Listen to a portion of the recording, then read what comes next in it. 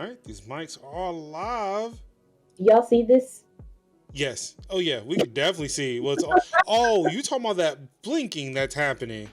Yeah. Every time I do something new, it does it. Okay. Yeah. Not being brand new then. Wow. Yeah, we gonna work on that. Yeah. That does bring some cause for concern. Have you plugged another monitor in there? Is it just that screen or is it both of them? Both of them are like. Oh, both of them. sounds like drivers to me.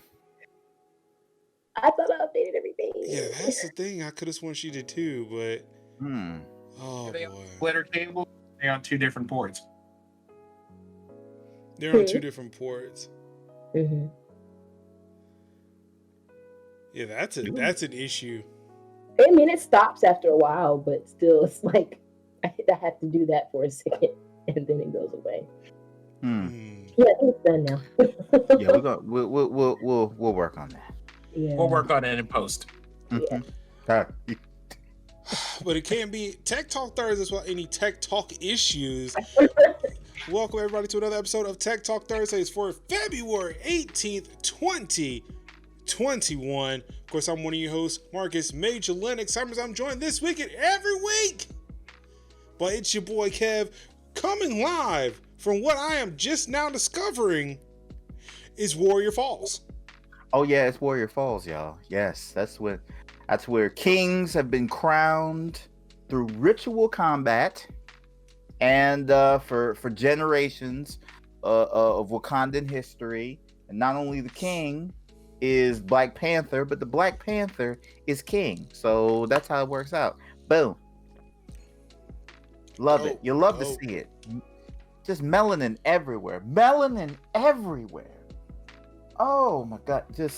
I want to be here so bad. I just want to stay. We're joined this week by the sommelier in charge, Nzx in the building. Sure am. I here with this with the grape jarrito and a bunch of empanadas. I'm gonna be over here eating because I need to conserve my strength in case Linux brings up any additional nonsense we have this week. I'm glad that I'm in charge of any of this. I just make a list. I'm like Santa of the tech news world. Just made a list. I barely checked it twice. But there's a lot of people who's naughty and sometimes not nice. Whoa! Oh! Hot bars! In the chamber. Okay, so here's my question though. What's that list like this week though? Did I not post it in the thing? Oh, I'm looking at it. Is it in the thing? I'm looking at it. Okay. Wait, are you looking at it? Because I could be incorrect. I was looking at the pin thing up here. Is that not the one? I share it to y'all every week too. So I mean, it may be in Google Drive somewhere if I forgot to pin it. You get the email blast? Huh? I know y'all didn't get the email. Okay. I said, Sid, you didn't see the email blast? Not the email blast. Oh wow. My goodness. And of course, this week we're joined by Miss Hack the Planet, the GOAT, the one who built a PC through Instagram Live. That's amazing. 12 midnight on a Sunday. That was amazing. And the only reason why I know that is because I was there. She was there. Time. In the building, wrapping that new Ryzen 7 2700 with that cool looking Wraith Prism CPU cooler. I am so jealous because AMD makes amazing coolers for their CPUs. They really do. Like, somebody that's been like first gen Ryzen out the box, they make really good coolers. The price of the CPU is cheap as is, and then they include such amazing coolers. And like you look at whatever like piddly little piece of shit that Intel gives you, it's like, yeah, what are we doing? Yeah, the value is crazy. I apologize for the light show I got going on over here. Yeah, we're gonna figure that out. Eventually.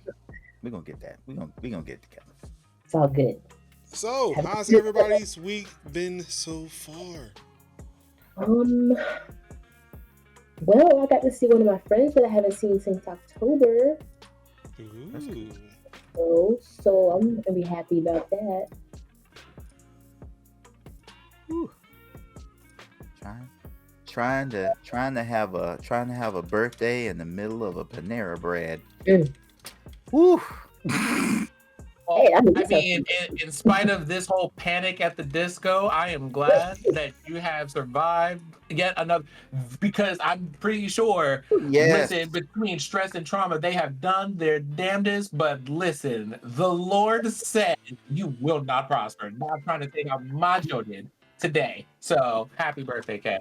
Happy birthday. I said I made it 1 year through this damn pandemic. And to the devil, I said, "You tried it." There you go. The devil thought he had me. Let's not lie though. We were all hoping because like we all got to celebrate our birthdays out in public before everything got shut down. We were hoping that we weren't gonna get caught like everybody else. Yeah, I thought we were gonna. We'll be out the streets again. It'll be great. 2020 is gonna be it. Let's go. But no. Yeah, no. It was like, nah, fam. You staying at the house. Get you some Chinese food and an Edwards cream chocolate cream pie, and just relax and sit your hand down and stream for a couple hours, because that's all you finna do this day. So can I be really real for a second? Please. Y'all, we're gonna have some talks with our family. So, fun fact for everybody in chat today, not being specific about the details, of course, because mind your business. Wow. Yep. Kevin and I are birthday twins. Yeah, we are. When I seen that, I'm like, are we birthday? Are we birthday twins? All my life, I never known a person that had the same birthday with me, and then I find out it's my brother's sin. What? So that was a whole thing, right? That being said, my mom slid into the benches like, we should go out somewhere. Where do you want to go? And I'm just like, dear mother of mine, I love you so very much. We are in a pandemic. The answer is no. I will come over to your house for an afternoon if you would like. I will come with hand sanitizers and masks and things, and we can hang out and watch a movie. We can order in and have a pizza. We can fry some chicken and have ourselves a salad and a good old time just sitting down and calmly enjoying an afternoon. But what we won't do is go anywhere with a crowd of people in the middle of a pandemic that is evolving. So the answer is no. Right. The answer is no. We keep gathering. So 3, listen, Jesus said 3. That's all I'm going to say. 3. Yep. That's it. That's all we get. Everything else after that is outside of Apple Care. We're not dealing with that. That's right. We literally look, that thing said, the numbers are coming down, but the virus has Gigantamaxed. So we trying to stay up out of there. We trying to wait till that thing goes down. So maybe next year we will see we'll keep a moratorium for 38. So when 38 comes around, then I'm hopefully that I'll be able to do a little bit more. But 37, So I'm just gonna go ahead and hit everybody in the chat with a content warning. Right? We're talking about some heavy stuff. We're talking about people passing and all of that other stuff. So, my friend showed up today because their dad got through and recovered from COVID, then had some health complications behind that and has since passed. And so, considering all of that, especially 2 days before my birthday, we will not be in a restaurant during this pancetta bread. We will not be doing it. Nope. Will not. All calls, all calls, all requests, all emails, declined, returned to sender. Please take the time to do the same. It is not difficult. I repeat, it is not difficult to tell people I don't think that this is a good idea, and so I will not be participating. Exactly. That's right. I'm literally going to do some curbside of some Chinese food. And I'm going to a Dollar Tree, get some balloons and some other stuff. Some nice birthday treats, and I'm out. Also, y'all, if you have friends that you care about, please talk them off the ledge. One of my friends called me today and said, like we're talking and stuff, and they're just like, I was thinking about coming down to like Florida. That's Child, no. listen. That's a I was no. thinking about coming down to Florida and going to a convention. I'm like, do you mean a convention That's where there's like another multiple no. people? Yes. That's two Like, no's. are you being sent here by people who employ you? Mm-hmm. Are they paying your rent? Because if the answer to any of these questions is no, and if the answer to the question is no, then absolutely the fuck not. And if the answer is yes, you should reconsider your employment at this place. Do not go to a convention. It's a whole Panic at the Disco. My mom's. I was like, it's funny. Like my mom like canceled a work job for me because it was like my mom's also my secretary, so she's like, I said no. I was like, what was it? Oh, you got to go work and like, oh, you got to go into a house and set up a computer. I was like, yeah, I can't do it. Yeah, I told them no. I said, yeah.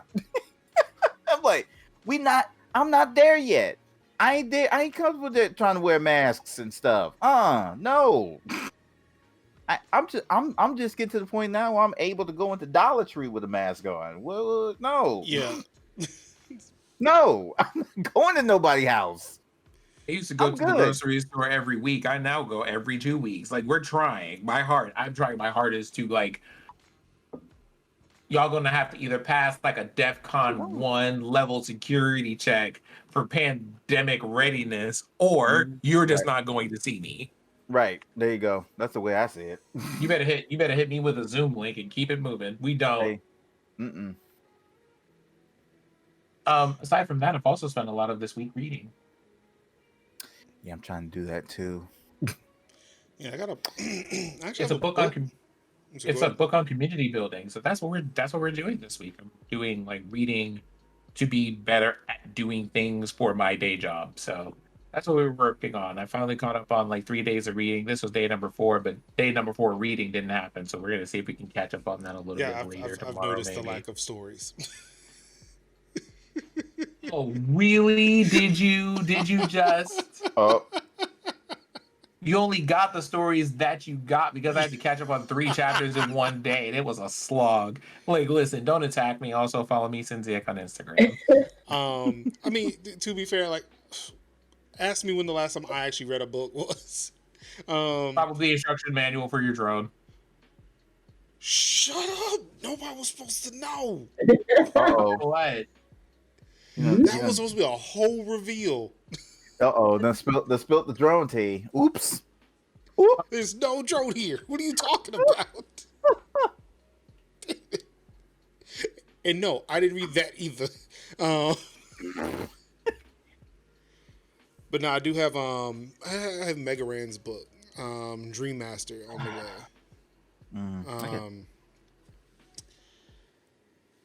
I also want to point. Have you figured it out yet, or is it still blinking? My whole camera just cut off. Yep, I've noticed that. I'm just now made aware of that. It looks like you're in deep thought right now. It does. It says I have to restart my computer. Well, that's a bummer. Oh, well. Well, I mean, you could do that. You could rejoin this once you get back online. Okay, sorry. It's all good. Look, luckily you provided these awesome scenes to where I could just switch to them. Right. we can wait till you get back. No, it's okay.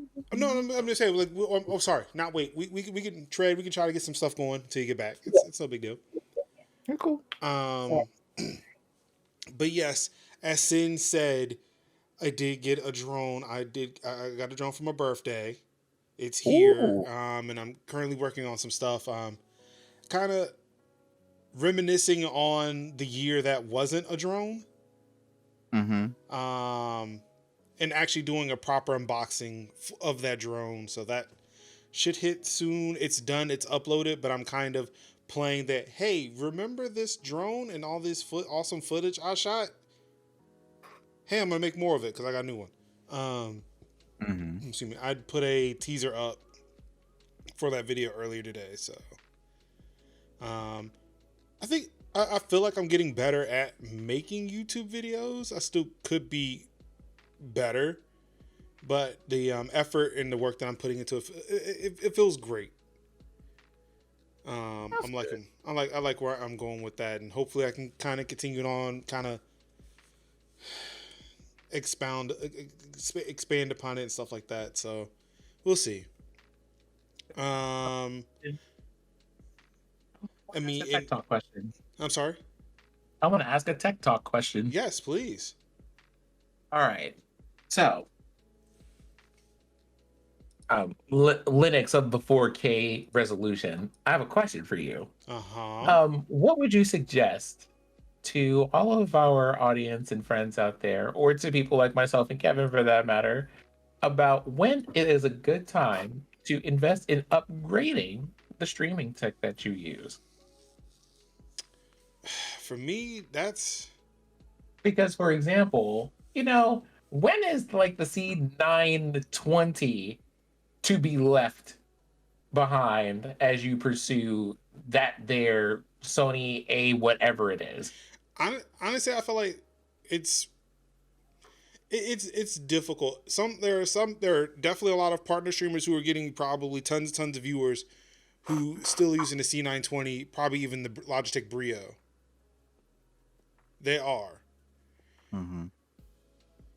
When it comes to things like with me using my my Canon, like that's a financial decision at that point. Like I don't think I would have jumped to the Canon unless it wasn't for the fact. I mean, I wouldn't have jumped to the Canon if it wasn't for me selling the house. Because at that point I had enough disposable income. So you know what? I got a little bit more. I was able to sit there talk like $1,000 out of my wife out of the sale of the house. So let me get 1,000. Just let me get 1,000. Let me do stuff with my studio, and that afforded me a camera, and the Cam Link for it. So it's at that point where it's like, all right, is the investment I'm making in streaming worth it? Like, am I putting the money into it? Realize, okay, streaming isn't for me, and now I have this expensive camera, all this expensive equipment, and doing nothing with it. Right. There was at one point where I felt like when I bought this microphone, my Rode Podcaster here, which, boy, I really need some WD-40 on this arm here.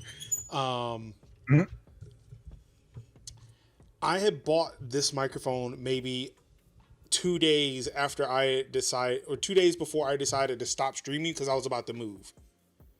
Okay. So I was sitting around with a microphone that I was using for a while. But I knew I was going to come back to streaming, and I was going to try to do some podcasts and stuff like that. So it's still a thing. It's really a thing of like, all right, do you feel like you making that monetary investment in your streaming, is it worth it? Mm-hmm. Yeah. There Now, are people would still you using older equipment and doing just fine?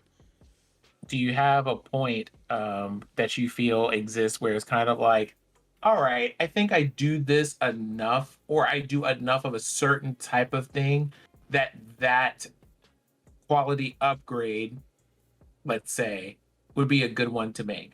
Like microphone things, camera things, keyboards, or peripherals, or any of that stuff. So the microphone decision was made when I was playing Sea of Thieves, and realized when I was yelling into my Blue Yeti, it sounded horrible to me. So I wanted to upgrade my microphone game. Okay. However, at that point too, I realized, hey, there's things in software I could have done to fix that problem too. Yeah. So it's that thing of like, I could spend that money to make things sound better, or I could actually invest time in trying to figure out what I can do in software to fix the problem.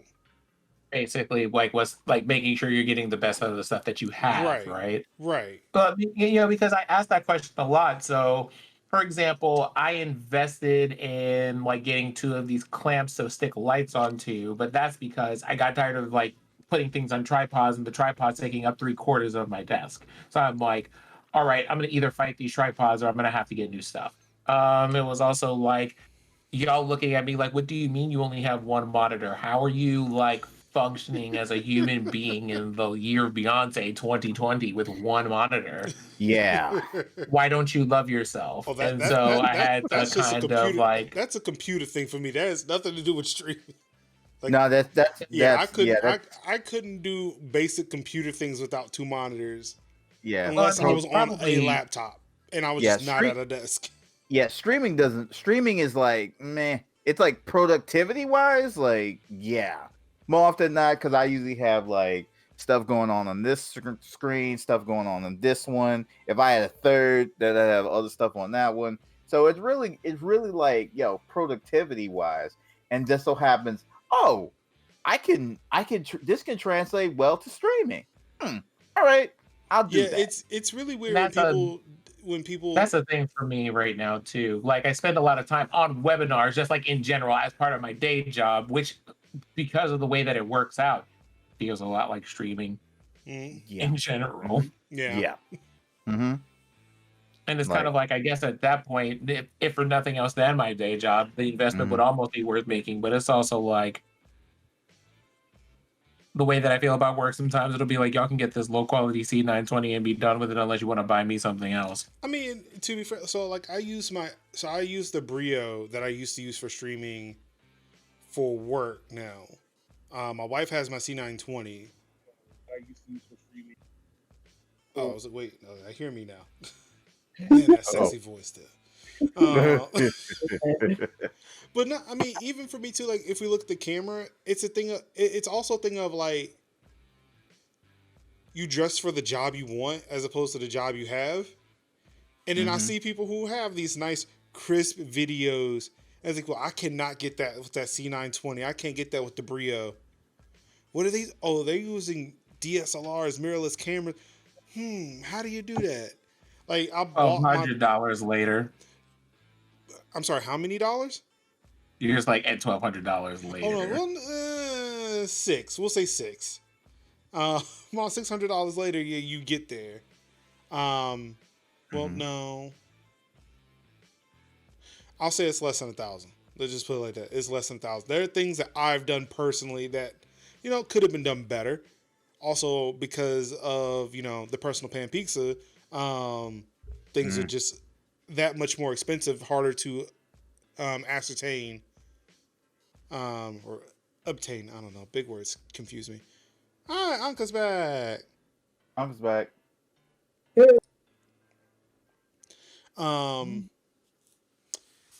There are, I mean, it's a thing of like, I see what other people are doing. So I want to learn how to do that. I want to get to that point. So I make those, like, I'll figure out what it is that they're doing, make those investments, and then just try to implement it. Right. It's not a necessity. I don't think that, I don't necessarily, like, if we're going to ask, like, hey, was I ready to make those moves? I don't think it's necessarily a question of ready in a streaming sense, like, where am I at my streaming career? No, I just wanted to do it. It looks cool. I was very interested. This is kind of my bread and butter. Like, I see tech and I want to implement it. So why the fuck not? If I can afford it, why not go for it? Yeah. I've seen people who are like, just as you say, like, I have like C920s and partner, and see other people with crispy, buttery crisp video, and just like, oh, I just started streaming. Because I'm like, I had this stuff and I just put it together and I'm gonna make it work. And that's basically what happens. Like some people get more bang out of their buck. Other people start off with, throw a couple of dubs at it and they become a streamer. So, and like for me, like I was talking to somebody on Twitter, and I've mentioned this several times too. For me, streaming is more academic than it is kind of a career. Right. I want to learn how to do this stuff, so that way I can possibly teach somebody else how to do it. Right. I've started streaming I've actually just wanted to be a consultant. I wanted to be a tech consultant. I want to just help people make decisions when it comes to technology. Like, what's the best thing you can do? Similar to what we're doing right now. And I felt like doing Twitch streaming, doing YouTube may have been that best bet for me, because I'm getting back into what I wanted to do as a kid. I'm learning how to do all of this stuff. And then if somebody came and said, hey, how do you do this? well, this is how you do it. This is my journey to that point. But yeah, like I don't think it's gated by skill, viewers, subs, none of that. It's just what you're comfortable with doing at any given time. Like you don't want to invest in it. Like Kev said, like there are people who have the buttery crisp video who just started out, and boy, you would really hate if that motherfucker went in the Best Buy that day and bought all of that shit. Like he hasn't, like that person hasn't owned that equipment for more than a week. Start streaming with it, and then realize that, well, this isn't working for me, and now you've got like $20,000 worth of equipment in your house with nothing to do. But nothing to do. Like it's just like you spend how you want to spend, and you get the results of how you get the results out. So me, like by far, this green screen is like hands down like the most, with the exception of like my computer, has been like the most expensive thing that I bought, like for the whole streaming thing. But I've always said, if it doesn't serve more than one purpose outside of streaming, then I don't really want it. But but look at it now, like I have a setup that I like. And I could do this with like Zoom business calls. I could use this for Zoom business calls. I could use this for like production stuff. If I just want to like make a little extra production stuff, if I decide I don't want to stream, I could just go back. I could just do what I do. Just do YouTube videos, and just be like stuff of the day, deal of the day, talk of the day, find something, set this up in OBS, and just talk about stuff for like couple minutes with pictures and background and jump cuts and whatever. But like I say, you don't invest what you don't afford, what you can't afford. Like work with what you got till you can do better. Yeah. Fake it till you make it. Like that, like that's one of the Kevin mottos right there. Fake it till you make it. And so use what you got till you can get better. And that just works for me. Like, I think you're muted. Cindy, can't hear you. Oop, not this. I was saying it might be worth adding to what Kevin is saying here. And it's kind of like, it's easy to see people doing all of these. Like part of the reason why I asked the question is because I like the discussions about the tech that people use and like when they think is a good idea. Because here's the other thing. For all of us here who do streaming in some capacity, there's something to be said about two things. One of them being the things that you need or that you should be having need to scale with your size. Like you don't just like buy $10,000 of streaming equipment on day one. Like that's like 5 paychecks worth of stuff. Pay your bills, eat really good food, get like a nice pair of shoes you need or other necessities maybe, or something like this. Contribute to a charity that helps Black people or what have you, right? Do those things, but not for streaming equipment when you're still kind of figuring out who your audience is, what kind of community you want to have and everything else. And then two, being a full-time creator isn't necessarily for everybody. It's not. And honestly, it might not be something that you even want to do. Now, what you want to do might change with time, but it's really easy to see somebody doing something and kind of get swept up into the dream that platforms like this try to sell you, where it's kind of like you too can be a really popular content creator who makes your sole living off of having people be entertained while you play video games.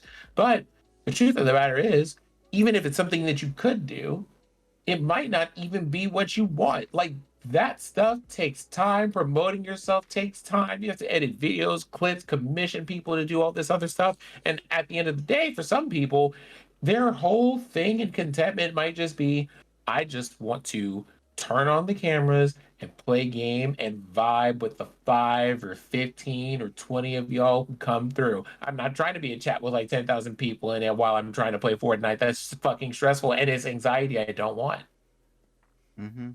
And you're allowed to see all of these things and go, that's nice for other people, and not necessarily stress yourself out about having to attain it if you're on this platform. You absolutely don't. You never, and I want y'all to hear this, do not have to be an affiliate if you don't want to. Don't have to try to pursue partnerhood if you don't want to. You literally don't. You can just be here and vibe, and that's all you have to give this platform. There you go. Especially because the way this stuff happens on the platform half the time anyway, it's not worth that effort. Oof, speak it. But yeah, just like start, like I always say, like if you can commit like at least $100, and I say get you like a good, like I got me a blue snowball, which is like 50, and then the C920, which you can get for 50, and if you can get them two things, used to. Yeah, might have to spend a little more for it. I used to buy them things like it was just candy bars at one point. Like used to, but if you couldn't, but basically like if you can get that, and then go with that. You can also stream on your phone. Like get you a phone. Like I found me like a really awesome like phone holder, and then just like put that right here, turn your phone on, like put Streamlabs on. You can use Streamlabs app on your phone. You can stream directly to Twitch, directly to YouTube, and then you can basically just be like, "Hey y'all, what's up?" Stream on your phone and just talk to folks. Wireless software you can put on your computer so you can connect your phone via Bluetooth and broadcast and use your phone as a webcam. Basically, if you don't have a webcam, it's like Nvidia or something. You can use OBS Ninja for that. OBS, yeah. Well, yeah, that's OBS what? OBS.Ninja. OBS.Ninja. So when I did that Pixel 4a hands-on a few months ago, that's what I was using to do that. Because I was pulling my iPhone at the Pixel.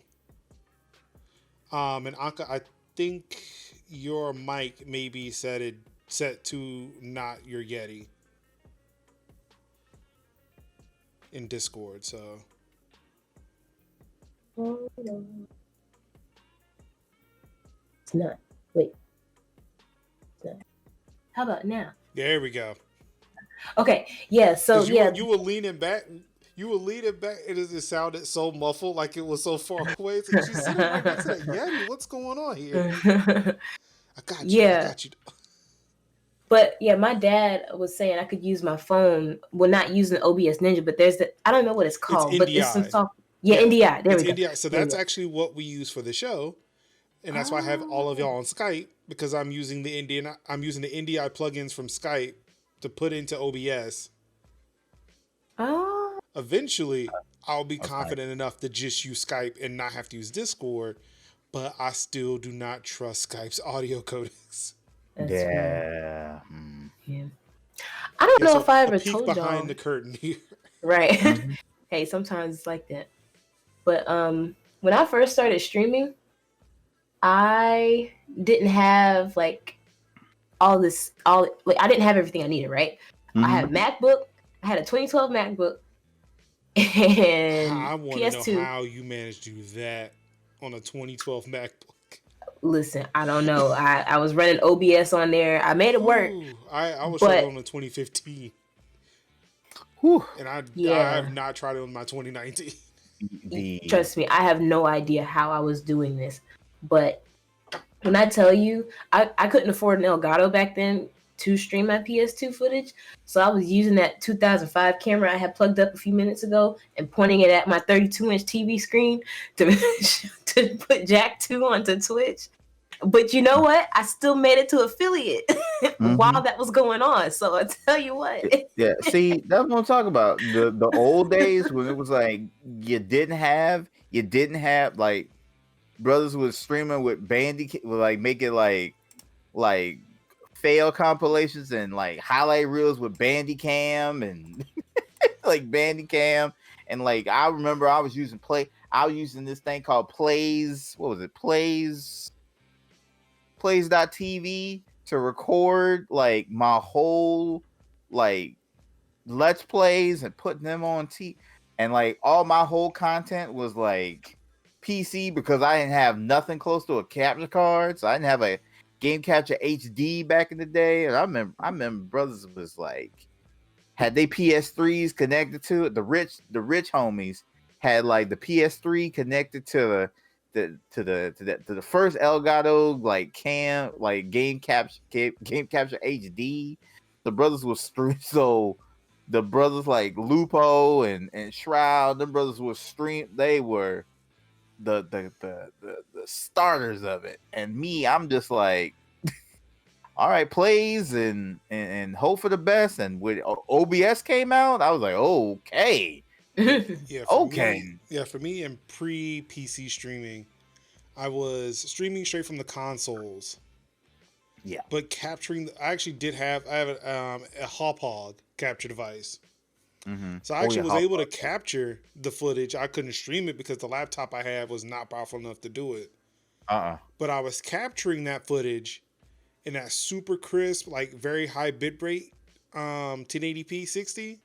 Well, no, it was only 1080p at the time. The Hauppauge I had wasn't capable of 60 FPS. So I would stream it through the console, but then I would go on YouTube and upload that crisp footage.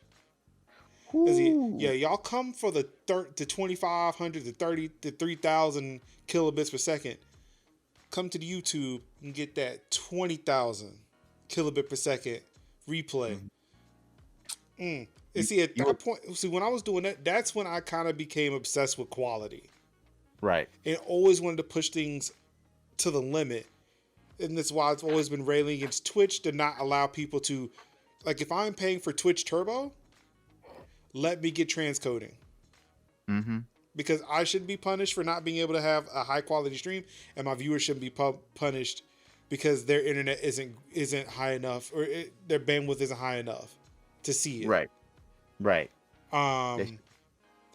It's the reason why I've kind of looked for high quality audio and what's the best way I can get the audio. It's the reason why I try to find the highest quality video, because if I actually care.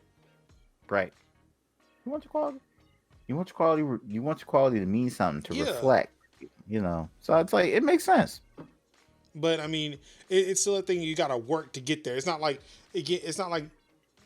when I had a PC to do it. Well, like the PC I built initially was not powerful enough to do any of this shit at all. But I know for me, it was a goal to be able to do one PC stream. I cannot stand when people say, "Oh, you need 2 PCs to stream." Fuck that. No, you don't. Don't come don't speak that evil on me, Bobby. Don't put that evil on me, Ricky Bobby. Don't you do it. Don't you do it. Don't you do it. One PC household.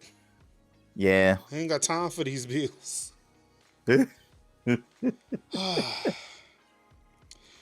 Well, if we don't have any more questions on streaming, maybe we should get into some of this here news. Alrighty. First up in tech news, Mark Zuckerberg's feelings are hurt, you guys. He's reportedly told staff that Facebook needs to inflict pain on Apple over the privacy dispute. Listen. Not inflict pain. Listen, I'm gonna tell you. Where'd you go? I don't know. I know what's happening. Okay. I say I'm gonna go ahead and make this point. The one like Mark. Let me tell you something, Mark. You're rich. You got a platform. You got social media. You hot shit. You don't want that smoke from Apple. You don't want that Apple smoke, my man's. You don't want that Apple smoke, like, bro. Apple gonna assemble the Dark Troopers. My man, Tim Apple gonna come out like Darth Gideon and gonna be like, bro, all this, okay, bro. Like I don't even want to go. I don't want to even have the whisper of we trying to go toe to toe with Apple. Like Cupertino will ride. like So, Cupertino rise up. I was sitting here looking at that title, and I didn't even decide to read it. No. 2021 for me is Yes. the year by which whenever I see rich people arguing with other rich people, when Elon comes from Bezos, when like Facebook comes from MacBook, when all of Right. that stuff is happening, I am just going to be over here with my relatively broke ass going, y'all are over here arguing in orders of magnitude of money that I will never see in my lifetime. Let Never. these miscreants scrap, and for all I care, I hope both your houses burn down. So I'm like Kent Watanabe in Godzilla, man. Let them fight. I'm like, dude, let them let them fight. go at I'm just him. be like, no, I'm gonna be over there like on Twitter, like instigating shit, being like, oh, Mark, I can't believe you let them say that about your mama. I'm seriously, I'm gonna be that one right there in the corner. That's like, I'm like all the oh, smoke. she said she ain't have no nipple. Oh. But I mean, that's literally me on Twitter. Like, I mean, instead of coming at Facebook all the damn time, it's like, yo, like Facebook Like, said that they could protect my privacy better while selling my data. Yeah, no. No. Yeah. Like it's just like we're just sitting here and I'm looking at like how much of the market these companies have and the amount of people who are going to act like they are like entirely invested Right. and how this whole thing comes up. And you Y'all are. listen, these people, right? Mark, I'm going to go and inflict pain upon them. This isn't like the Harry Potter universe. You're not using like the like you know like the person like causing pain on people or whatever. Y'all are just going, y'all are going to settle this for how many billions of dollars you aren't going to miss and work people to death to have. Leave me alone. Leave the rest of us alone. You don't have Death Eaters. Chill. Can we actually, you know, like while we're here for a second, while we're here, can we just talk about how often these people get into arguments? Like during a pandemic, y'all don't got shit else to do. Don't you have like a Senate committee that still answered to Mark while you were over here looking like an unthought uncrustable on screen? Okay, like y'all are sitting here like there are literal problems that y'all can solve, like world hunger 3 times over. What y'all decided to do is be like, let me argue out. Have you ever had people who just have so little to do that they just argue in public for attention in the middle of like, you know, like I mean, to be fair, this argument is very important. It's okay, like why you is the said, like, argument how many important? people actually care? Like, I fucking care. I mean, Okay, yeah. I mean, go ahead and tell me about this. I'm ready for Again, this. this issue is about the Apple imposing those rules to say that, hey, there's going to be a notification that's going to pop up on a phone that says, hey, do you want this app to track your data? What Facebook is afraid of is people saying, no, I don't want this app to track my data, which is going to cut off their ad business. It's going to keep from businesses selling, targeting ads towards you. Right. That's how Facebook makes money. I care about this a lot because like I do not want ads. Stop selling shit to me. I am blessed. I am privileged to be a person of means, and I will buy anything regardless. You don't have to sell it to me. I'll go buy it. It's fine. Don't give me ads and don't target shit towards me. Do not collect my data. This is the reason why Facebook is not on my phone. Granted, in Facebook Messenger and Instagram is. So you know, we'll just ignore those apps for a second. Maybe, but it's also things like, okay, but like real talk for a second. Do you think that like when they say they're going to inflict pain, in what way? Well, that's all. Because I could have sworn that quote was in here. I was looking for it. I couldn't find it. Can they withhold data from each other like that? Like, that makes sense. The thing is, Facebook doesn't want people to withhold data, and that's part of the problem here. But I mean, this is what I mean. I know what they're arguing about, and that part, I'm like, yeah, this is a whole valid argument. But Mark being like, we're going to have to inflict pain on Apple. Like, unless you were like literally hiring, like, unless that's an open confession to you hiring like hitmen to go to this office, y'all just go ahead and battle with your millions of dollars and scrap and leave people's data the hell alone. Like, that part, of the title of being like, we're going to inflict pain because you care about privacy. Be like, do you have Unsullied that we don't know about? Do you have Unsullied? Because it sounds like you got Unsullied. That sounds like something.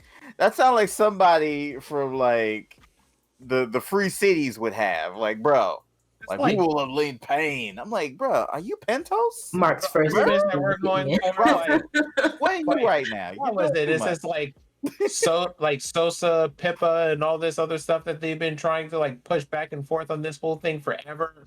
If you don't go over here, leaving people with these third grade meet me in the playground arguments, the fuck alone. Go to bed, homie. Ain't y'all like at the point where y'all like rich to where like if you like they had the whole argument like if Bill Gates dropped like $100, it would cost him more than $100. Turn around and pick that up. To turn around and pick it up. Don't y'all have that type of Don't y'all have that type of time? Don't y'all have this type of time to not argue and make whole bunches of money and not like poke at each other? Like I understand, like you have issues. That's an issue, but that's really a fight for your lawyers. That's just basically like, look, lawyers, sick them. Like most rich people have teams of fixers, lawyers, hatchet man. So the question is, like, bro. But see, the issue is I'm having with this is yes, we consider to look at these people as like the most rich, the wealthiest people in the world, but they also still technically have jobs to lead their company. Mm. I mean, sure they're in the private sector, but it's almost like literally having Biden say something, Trump say something, Obama say something. Right. Like they are still leaders and they have to kind of lead the company. There are people who are coming to look for their statements. I'd rather these motherfuckers say something than we ask Ja Rule what his opinion is on this shit. Keep in mind, he told people who Ja Rule doesn't have an opinion on anything. We're done. And I will give you this point for that. Ja Rule told people to hold on to that GameStop stock.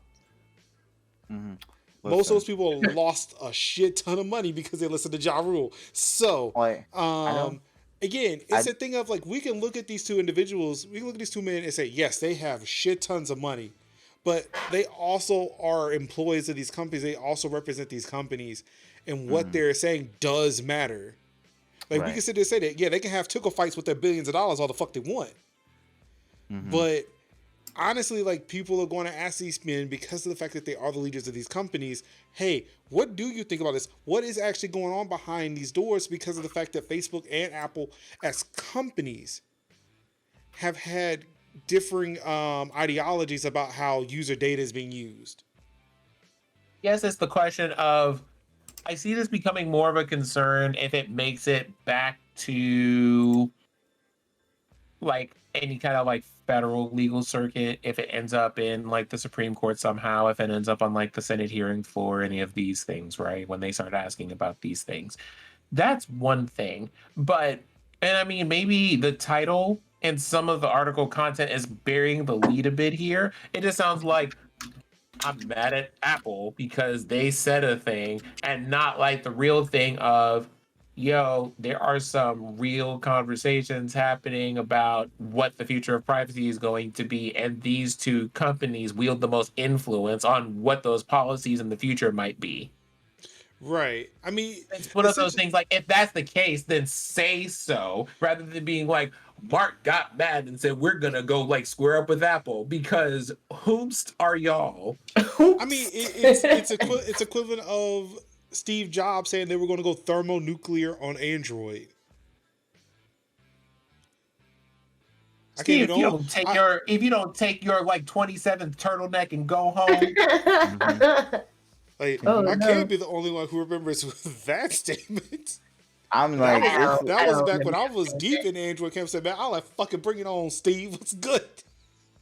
Like, Steve, let's go. Like, Steve, I'm buddy. I need you to relax. But yeah, now I'm just gonna say, you know what? Nah, inflict pain. Inflict pain, Facebook. Man, I want my data kept from you. Thank you. Thank you. I will gladly say deny to every one of Apple's requests. And be like, Apple be like, Apple, don't make us call Sundar. Like, don't make us call Sundar. Mm-hmm. We will unite up. Mm-hmm. So, look, Google is not, Android is not keeping that data away. No. Look, we taking it too. It's like, but see, that's the thing about Google. Google's like, yo, we taking it. Facebook like, what do you mean? What do you mean? We're not. Come on, guys. We'll protect it. As they hold the money back, say, ad revenue. We'll protect it. Oh wait. Oh no. Oh. We'll protect it. Guys. We got guys, you, believe me. Guys. Like that guy. Like Google's like, look, we'll take it. We're taking it. We'll protect you, but we're taking it. Like, bro. Yeah. Again, like Google is still like higher up on that list than Facebook is. Right. But and that's saying something. But yet, how you look worse than Google though? What I'm talking about. You don't see a lot of people canceling their Google accounts. Because it's integrated into everything. Yeah. Exactly. Every damn thing. Exactly. Yeah. But they'll be like, yo, Oh, Zuck said what? Delete my Facebook. You can delete your whole Facebook. Ain't nobody at Google saying shit. And that's the thing. Nope. Like, look, just sit there. Just be pretty and just give me the Gmail. Google is twiddling his thumbs right now. Like, I don't know what to tell you. Just give me the Gmail, give me the YouTube, give me the Android, and we'll be okay. So stop making it hot. Facebook, like, why you make it like Zuck? Sundar like Zuck. Listen, why you making it hot right now? Okay? Why you making it hot right now? Why you making us look bad? Like, he's the OG that's telling the young OG, like, bro, you doing too much out here, man. You doing too much. You waving your gun around, you shooting at everything, bro. That's not how we do. Do you not realize how long Apple been out here? Apple built Silicon Valley, motherfucker. Sit down. It did. You out here in Menlo Park. Shut up.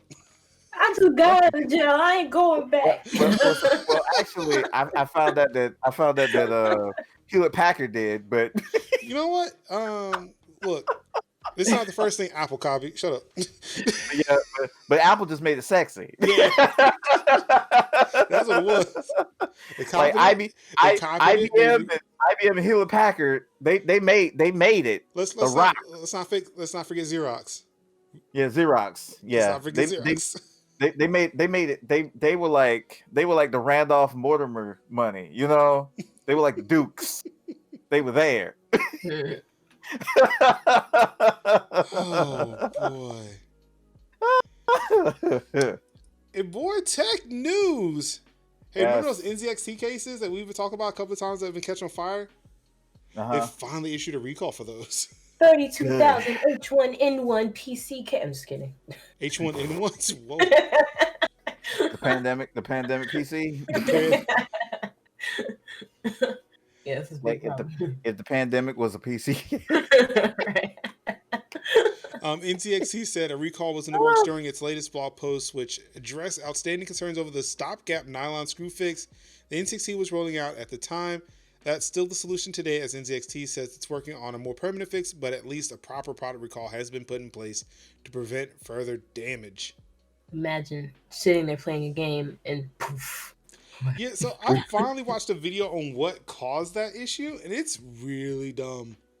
Mm-hmm. Like, apparently, like, there is no insulation with a screw. What? So if like shit happens with your power supply, that's it. Oh. Well. Ooh. Well. It's a simple enough fix, but I get why they're doing the recall, because like not everybody's gonna know to put a screw in a place and do a thing. Like even me, if I had that case, it's like, yeah, this is how you fix it. Nah, I'm gonna need you to take this shit, like, for real. Yeah, just take the whole shit. Just like, yeah, I'm good. Just give me my box. I really give me my money back. I really hope that people just have a replacement PC. Yeah. Like, yeah. Oh God, having to pull your guts out. Or hopefully they'll. Like, I wonder if the recall, because it doesn't say how they're doing it. But like, I wonder if you say like you have like one of the affected cases, they'll send you a new one, allow you to rebuild in the new one, and then send the old one back. Well, that's cool. I don't know. I hope that's what they do. I mean, Because again, it would suck otherwise. that would be nice. It would be. Not sure if they're gonna do it, but it would be nice. I also want to point out too, I've not seen Anka's screens flashing sometimes. So I think she's fixed it. No. If I move the mouse to the other screen, it flashes. Like if I start moving stuff around on it, it starts flickering. I don't know. So maybe a refresh rate issue? Well, that's the thing. Like, so this monitor right here went completely black, and then it popped up and said the timing isn't right. So it said change it to 60, and I did, and it stopped. But then I started moving stuff around over here, and it started flickering again. And I'm just like, you know what? I wonder if you said it the 30 if it'll fix it, but we'll worry about that a little later. Yeah. I just happened to notice that I hadn't seen it flicker out in the corner of my eye. Yeah, if I don't touch that, if I don't move anything on the screen, it's fine. Like, okay. But I shouldn't have to not do that though. So, okay. Yeah. And more Apple news. Apparently, there was a bug in their latest Big Sur update on macOS. Again? Yeah, man. I tell you, I don't know what's going on Apple nowadays, but again, it's not a security bug. It's the fact that if you try to update your Mac and you did not have enough space, it would start deleting shit in order to make space for the update. Ooh, that's a glitch. Ooh, yeah. But wait, your phone does glitch. The iPhone do that. That's a big bug. But see, the iPhone will ask you. Oh, that's true. Yeah. It won't just delete shit. It will ask you first. Trust and believe, my wife. I've run into the issue with my wife's phone all the time. Big Sur said, "Oh, you don't need it. You good." Be like, somebody get the big chunkle out and squash that bug. That is whoo. So they have actually patched that update to where if you update to that version of Big Sur, it shouldn't do that anymore. Unfortunately, for those who made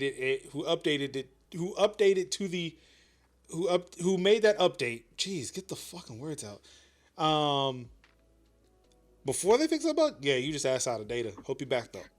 Now that definitely calls of one of the triple T's commandments. Thou shalt back up your data. Mm-hmm. Often and early, and sometimes before updates. Hey, do a big update.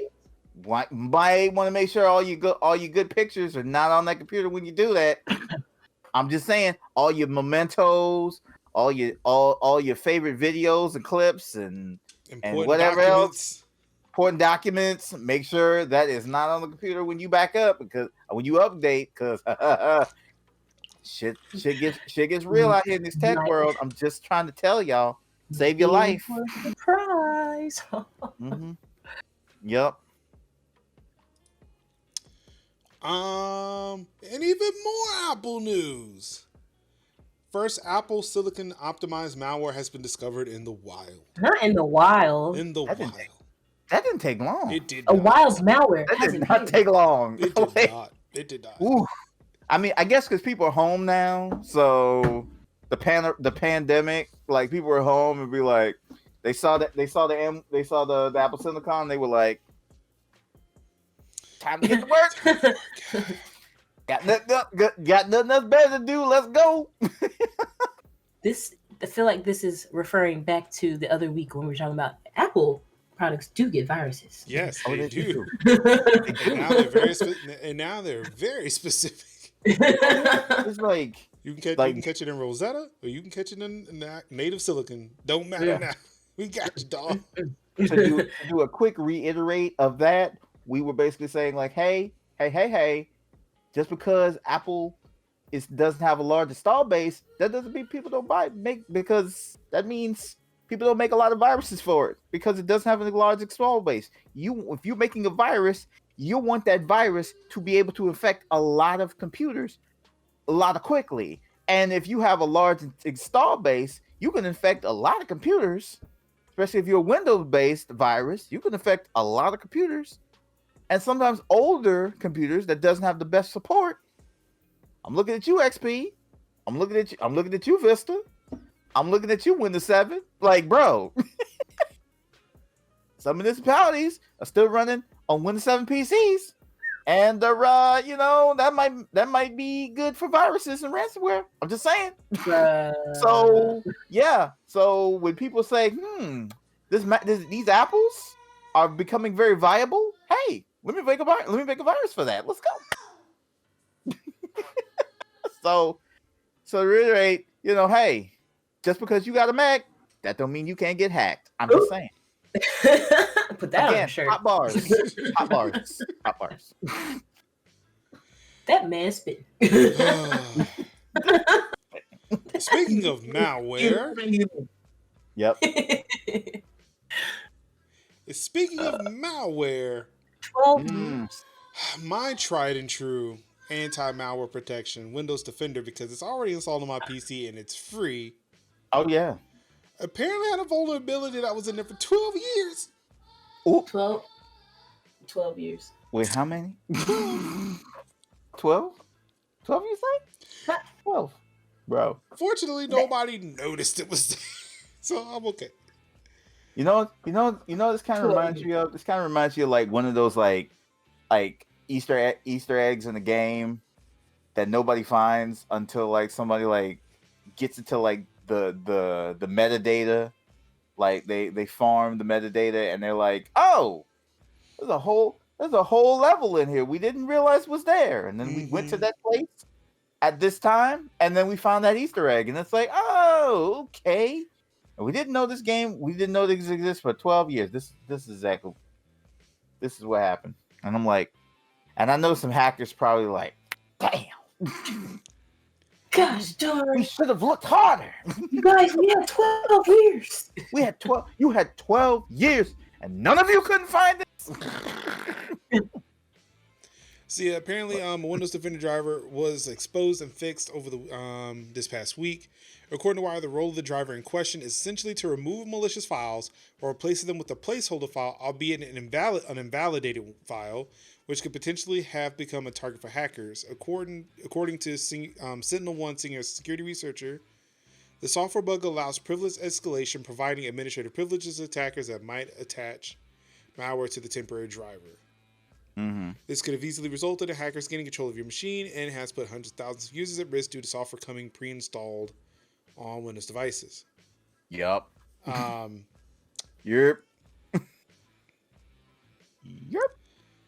Thankfully, it was only a vulnerability that should attackers already have access to your device, whether that be remote or physical, so the threat would have come as an aside to other more prevalent cyber attack strategies. Right. So essentially, they would have had to attack your computer. Windows Defender would have had to detect it, say, all right, we removed it. But then the second phase of the attack was say, all right, now we see that other file that they didn't have. We're going to attack that one now. Diversion successful. Right. So I guess like literally a Trojan horse. Boy, I haven't heard that term being used as a computer virus in God knows how long. Not same. Like Trojan virus. I heard worms. Worms one. Man, it's Trojan horse, worm. I could have sworn those bomb. There's a fourth one I can't think of right now, but they taught that heavily in school. Oh, keyloggers. No, that wasn't it. That wasn't. Okay, I'm sorry. I'm thinking like very old, like rural town curriculums for computer science. Mm-hmm. So keyloggers were a thing, even though probably when I was in high school they were. Man in the middle. Oh yeah. Nope, not even man in the middle. I don't even think the internet was a thing. Mm-hmm. It wasn't acknowledged as a thing in the curriculum.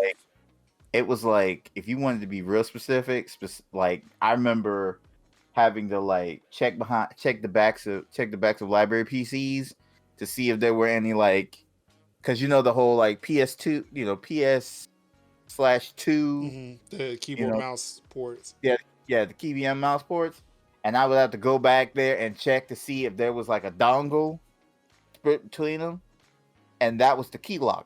Good grief, man!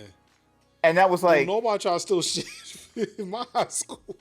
And so that was basically like the keylogger. So if you like put in like codes, because like if you put in like codes or not codes, like why I say codes, passwords, like passwords and login information or whatever. Because some people are dumb as hell to be like accessing the bank information at school. Because why not? Just plug one in the back of a teacher's computer and just wait. And Y'all, I used to think PS2 connectors was referring to the actual PlayStation 2. Ma'am. Not this. Ma'am. Oh god. Ma'am. That's why I said This was before. PS/2. This was before I started Yeah. studying. Oh, This okay. is way before. So did any That's fair. That's fair. I PC can't be mad about that. did any PC you ever not have those ports? I mean, they had them, but I didn't realize that's what they were called until I started learning about Oh, I'm new. this Yeah. stuff. They were my college professor for IT. He was a complete and utter asshole. Like complete and utter asshole. Like he's definitely like the type I would imagine that would have been at a MAGA rally at some point. But that's just how big of an asshole he was. Mayor's face. Like, you didn't think that was going that way. I did not. That took a turn. Complete utter asshole. Like complete utter asshole. When he left and the other guy came, the other guy was like awesome. Like the new guy was awesome. But the old guy was a complete and utter asshole. Like complete. But damn it, if that man did not teach me how to fucking like IT with the best of them. It was like, imagine like the drill sergeant that you hate, and then all of a sudden you look back and you're thinking like all my skills. And I'm like, man, he was a great teacher, but he was a horrible fuck. He was like, ugh, that motherfucker. Still hate his ass, but I thank him for the lessons. I will like skills. I will become better than you, that I may teach better students of you. So yeah, it was anyway. Sorry, I got into some deep moments there. It's all good. It'd be like that. I now have bad news. Bad news. LastPass will restrict free users to only one type of device starting next month. Oh, really? Oh, man. Well, KeyPass then. Wait, don't you have to pay for KeyPass? No. Oh. You don't have to pay for KeyPass? I don't know. I paid for LastPass, so like this news affected me none. But yeah, I do not pay for LastPass. And then, here's how wild Google is. Google has its own password manager, but it's still Google. So it's like, no.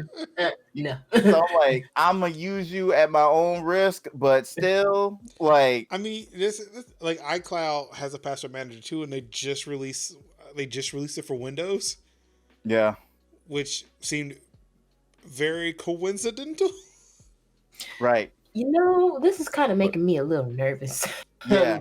About. So, you know, I mean, I know we always stress like use password managers, but what if the password managers get hacked?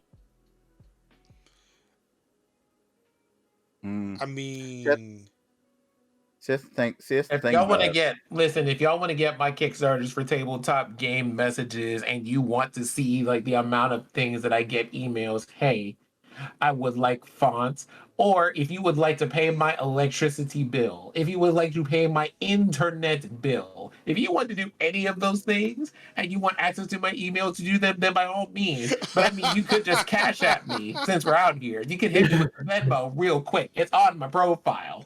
Like, y'all are over here doing too much. And by the way, while we're here, that two-factor authentication is coming in real handy with things, because for some reason Steam is getting hit up this week. No. Because the way that I have got messages that are just like, hey, use your guard code in order to access your account, and I'm just like, not today, like IP from Europe. I'm like, be like, y'all have definitely tried my life. I see that email address. You can't fool me, man. Like, I like, is this tilapia? Because I smell fish. I smell fish. Nah, bro. You're not finna catch me like this. You not finna catch me, because I be getting those PayPal joints on a regular basis. I'm like, okay, so y'all guys aren't even trying right now, because this is embarrassing. Like, this has like 15 letters and characters in it. No, this is not it. the body of the email shouldn't be like service at PayPal and then some weird ass like email address. No, spam Service at folder. PayPal.PayPal. Yeah, exactly. Like, did you just fall asleep and slam your head against the keyboard They for don't this even try email at this address? point. Because this sounds like what you did. They don't even try, and people I need like I you- don't understand how people get caught up in that. Like, if you just take the time to read the email, you can. But see, people don't read. That's true. That's true. People don't Like read. it's gotten to a point now where people are, like, I'm getting spam emails with attachments. Like, wait, that's 1990s level tactics. What are we doing here? Mhm, Why? mhm. No. Y'all doing the utmost with the at least. I'm gonna need y'all to step the game up because y'all It's the worst. y'all doing the utmost. Y'all the worst. Do better. Yeah, so with this starting March 16, 2021, LastPass will restrict free users to only being able to use LastPass on mobile devices, and that's smartphones and tablets, or computers, which are like, obviously your desktops and laptops. There are no in between. You won't be able to share them between the two. That's it. Well, guess I better pay for it. Yeah. And if you do, it's $3 a month. That's billed annually, so it's not that much. Oh, yeah, I pay for it for something else already. I just don't pay for it for my personal use. I don't know why. I mean, that'd be good. I mean, that's a good, because that's like across all your devices. Yeah, I mean, the thing is, I look at it too. It's like, all right, look, I love a free thing. Yeah, I do. I'd be lying if I didn't say that's one of the reasons why I didn't get into open source software. Mm-hmm. But I understand people got to eat too. Right. So yeah, I'm like, if I was as like, I feel like if I had like a spouse and I have like a spouse or some children of my own and some stepchildren, I'd probably be like, yo, we getting on LastPass and just having all that shit under it. yeah, like that's what I do here. I'm not sure. I need to check my plan to see if it's a family plan or if it's a multi-person plan or if it's a personal premium, because this will definitely affect how my wife and I operate. Yes. If I can't share a password with her. Yeah, because like if they ask her to choose, like I know that she's gonna choose the wrong one. It's okay. Yeah, we got to fix this. Yeah. Best to go ahead and get them problems handled out real quick. But yeah, there are password alternatives. I've seen. I haven't seen in iOS's app store them advertising alternate apps. I think I saw it on Google Play. They were doing that. And a couple of Android blogs that I follow have been kind of showing some alternatives to LastPass. I'm pretty sure you can look anywhere. You can find alternatives to LastPass if you were using the free version. I still don't think it's that bad. I mean, if you can, $3 a month. That's not a lot. That's not a lot. That's about half of a Crunchyroll. You can, yeah. It's half a video game. Half a video game, yeah. Half a PlayStation 5 game, at least. Mm-hmm. A quarter of PC Game Pass. Still bugs me. Like, no, I'm sorry, a third of PC Game Pass. Xbox Game Pass for PC. God. Look, we can keep having this argument, or you could just let me have it. Let me have it, Major. You're not going to win this argument, bro. Here, let me just go ahead and help you out here. Kevin Dunn came all the way from Warrior Falls of Wakanda to bring you this argument. Let this man have it and let us move along. Right. I'm not changing my mind, doggone it. That being said, I mean, you might be incorrect, but we're going to let you have it. No, right. It's basically console Game Pass. I've let it happen like console Game Pass and PC Game Pass. They're two different things, but they work with some. But you pay for one, you can pay for them together. But that's it. This is why I have Game Pass Ultimate. I don't have to worry about it. Right. So you pay Game Pass Ultimate, you have all the Game Pass. So you have all the Game Pass. So yeah. Not over there taking a sip of Sonic. Our resident Xbox ambassador. Let me get that sip of ocean water real quick. Hold up. Okay. Speaking of app stores, the Apple App Store will require apps offering vaccination proof to be submitted by health authorities. Because why weren't they doing this from the absolute jump? But hey, here we are. I mean, you think they would be, but again, things been playing a little fast and loose because of the pandemic. I guess. Yeah, like bro, what are we talking about here? I feel like if you saw, are we talking about the COVID tracing thing? No, so this is vaccination proof. There is one for COVID tracing in the next article, but this one was for vaccination proof. Okay, hold on. It's like if you take, it's something like if you take like the vaccine, then you get like basically you take the vaccine, and then you just let everybody know that you take the vaccine, and then you get like you basically like, hey, it's like, oh, it's my vaccine card. Look, I've taken the vaccine. Right. I'm good. Look at the Super Bowl. Like, I'm pretty sure they weren't allowing people into the Super Bowl unless they had the vaccine. I think that was one of the requirements for being able to attend the Super Bowl. This past weekend, they had to be vaccinated. Now, granted, everybody outside of that, we saw Tampa. Right. We know that majority of people out there did not have that vaccine. Super spreader.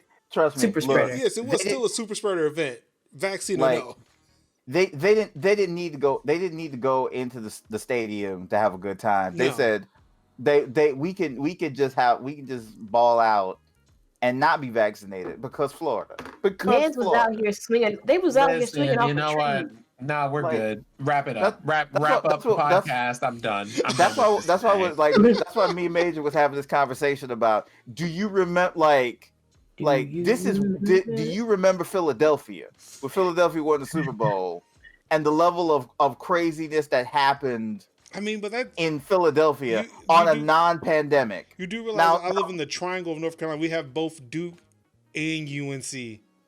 Right. And the day before the Super Bowl, UNC students were out in the streets because they beat Duke. The streets. But then Florida. Yeah, like that was the next day. So it's like that. But on a Florida scale. But again, that's just Florida. That's a state full of Florida men and Florida women. I'm looking at UNC, a bunch of college-educated students. Right. This is supposedly the best and the brightest minds that North Carolina state-level education can provide. And yet, the statement makes itself. I'm not going to leave it alone. Yeah. However, this is North Carolina. Can we let's just discuss for a second, if you don't mind.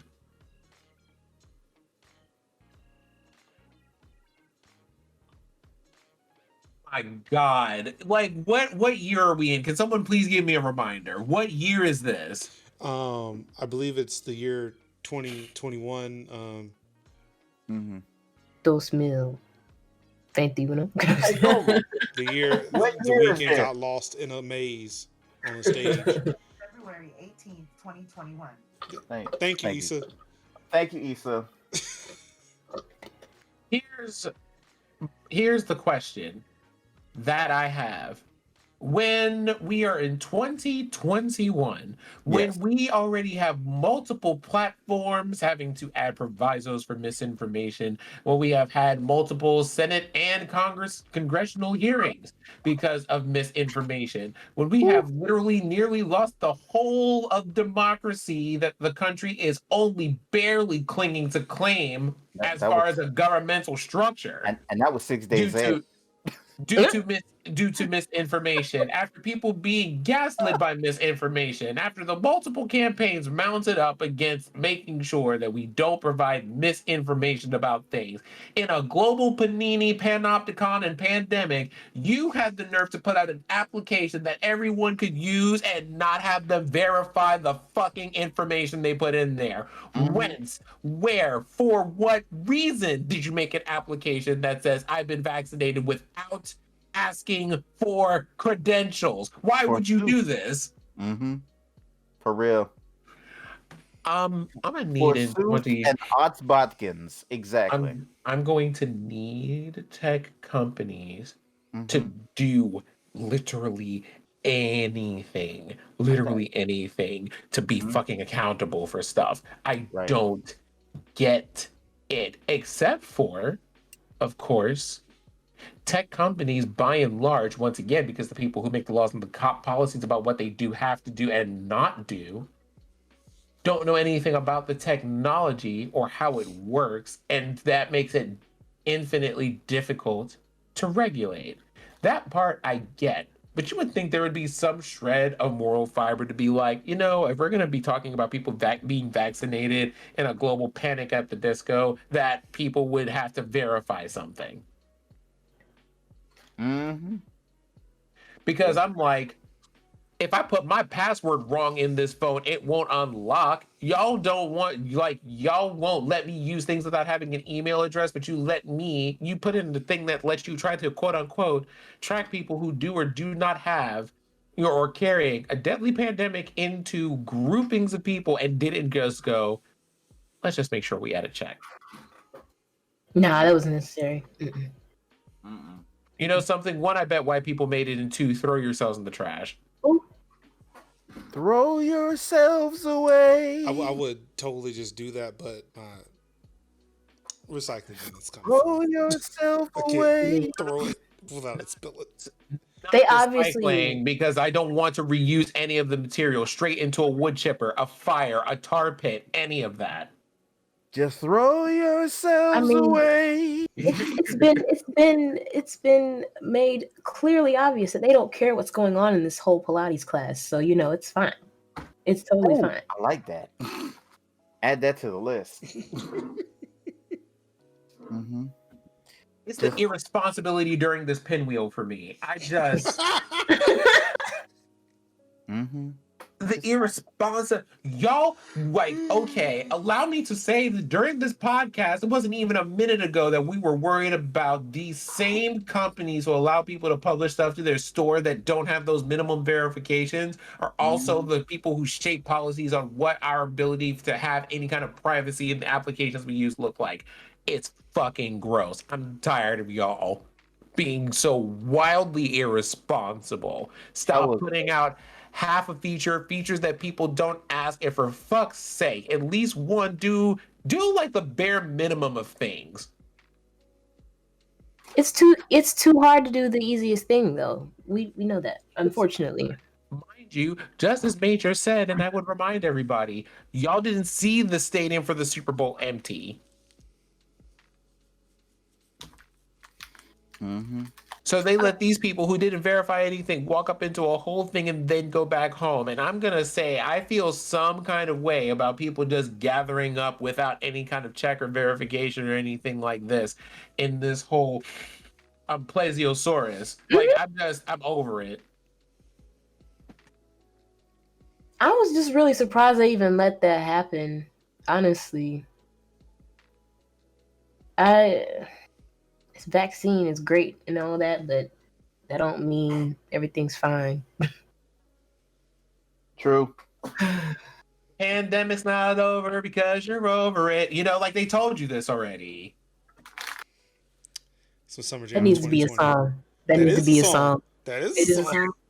The pandemic isn't over just because you're over it. I've been living under a rock then. Shoot, man. That was my Summer Jam of 2020. That was indeed the summer, my fall, my winter jam. That was indeed a bop. I need that so I can hit a button And at the end of all my streams and be like, the pandemic isn't over just because you're over it. And I'm like, I need that. I love hearing it. I just gotta do a little jig every time I hear it. It's great. Little shimmy Yeah, shake.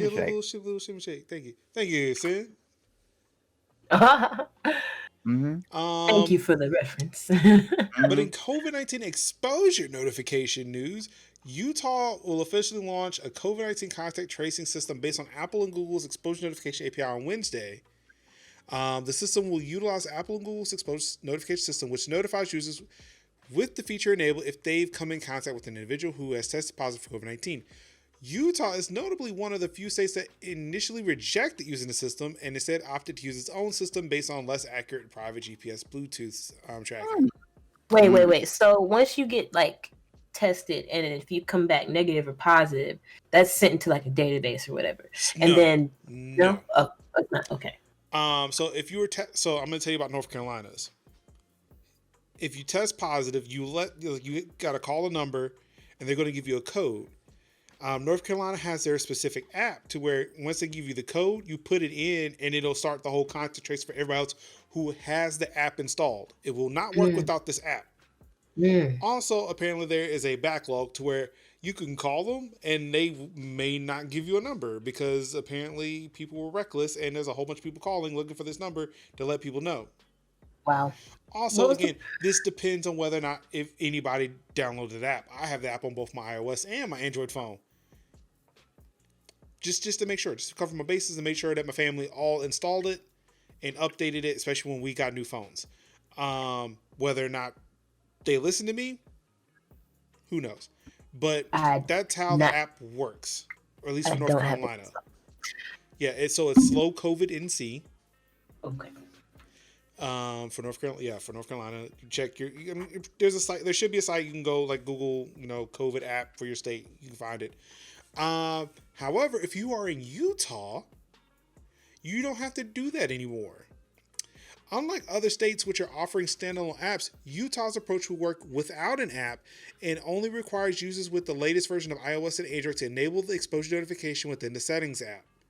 In practice, when two individuals with the system enabled come in close proximity to one another, they exchange anonymized tokens that log that close interaction for 14 days. This is how it should have worked to begin with everybody. There shouldn't have been an app you needed to install. It should have like, hey, update your fucking phone. And that's it. This is it. Nothing else. But we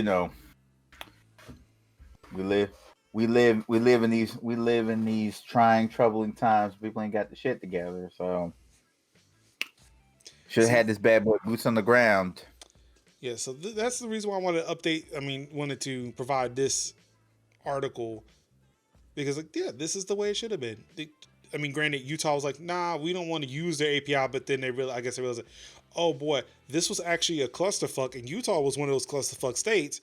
So they're like, okay, you know what? Maybe we should use it. And we just gonna avoid having to use an app altogether. Look, we'll just use directly what they got. So yeah.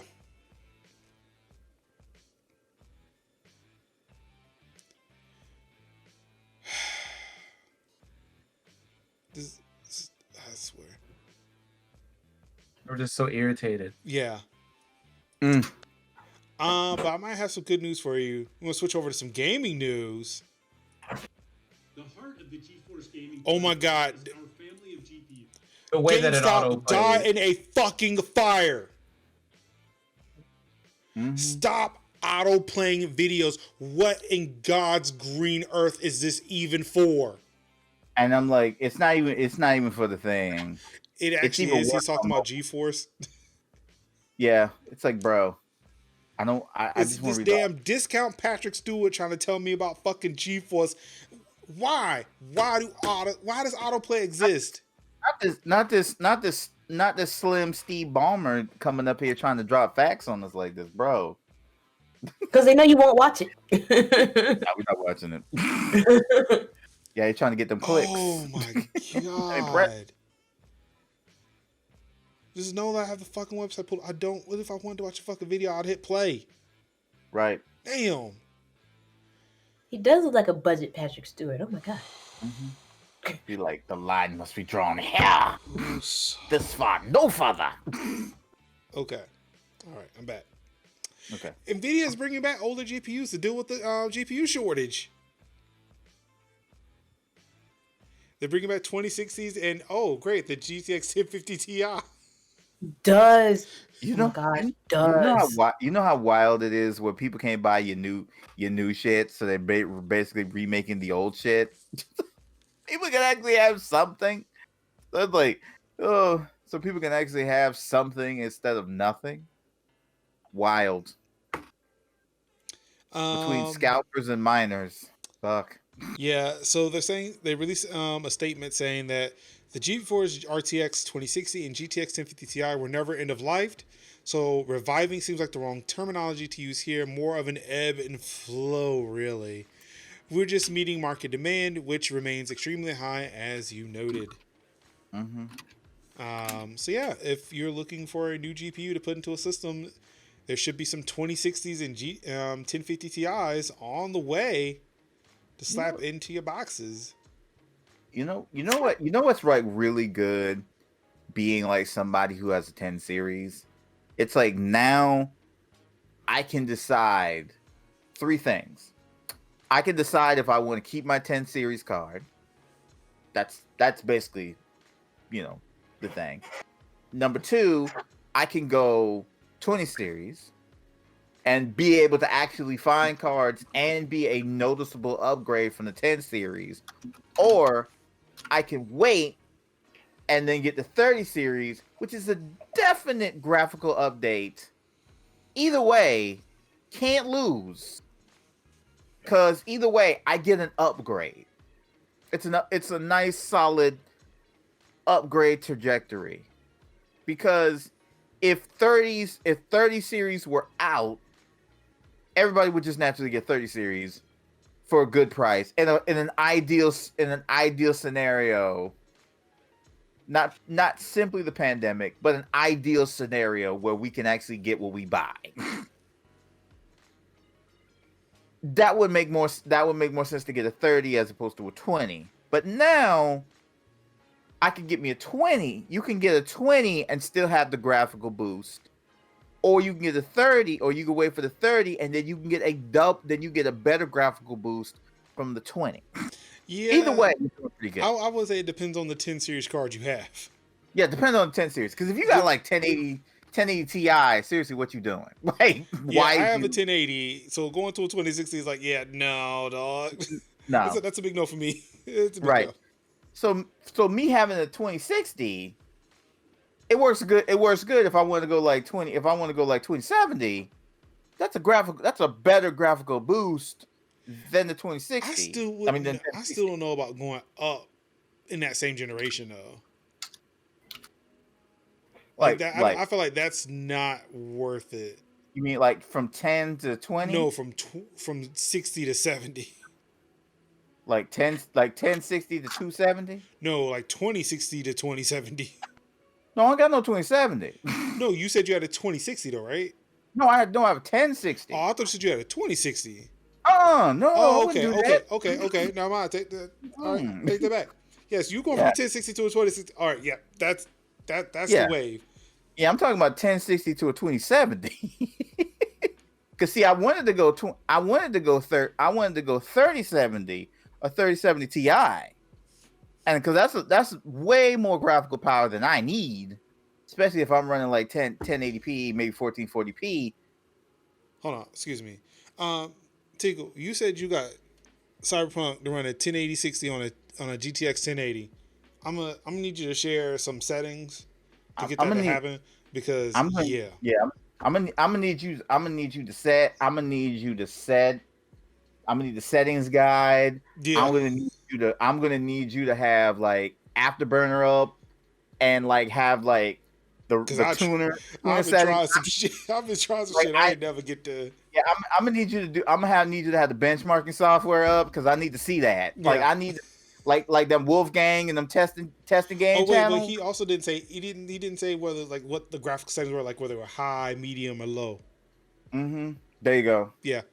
Because 1080p 1080 is that 1060 is that 1080p 60 on low? Because that sounds about right. Yeah, I can see that, and I think I actually have achieved that. It was a high that I wanted. Could not achieve that. Mm-mm. I was like, be like, oh, you want high? You mean medium, right? No, I want high. Well, high. Oh, you mean medium, right? No. You mean low? No, high. Mm-hmm. Oh, are you high? No. Are you high? Because that's not happening. And more Nvidia news. The upcoming release of the RTX 3060s are going to be made less desirable to cryptocurrency miners. Apparently, Nvidia is putting in some safeguards to, hold on. I had it in my head and lost it.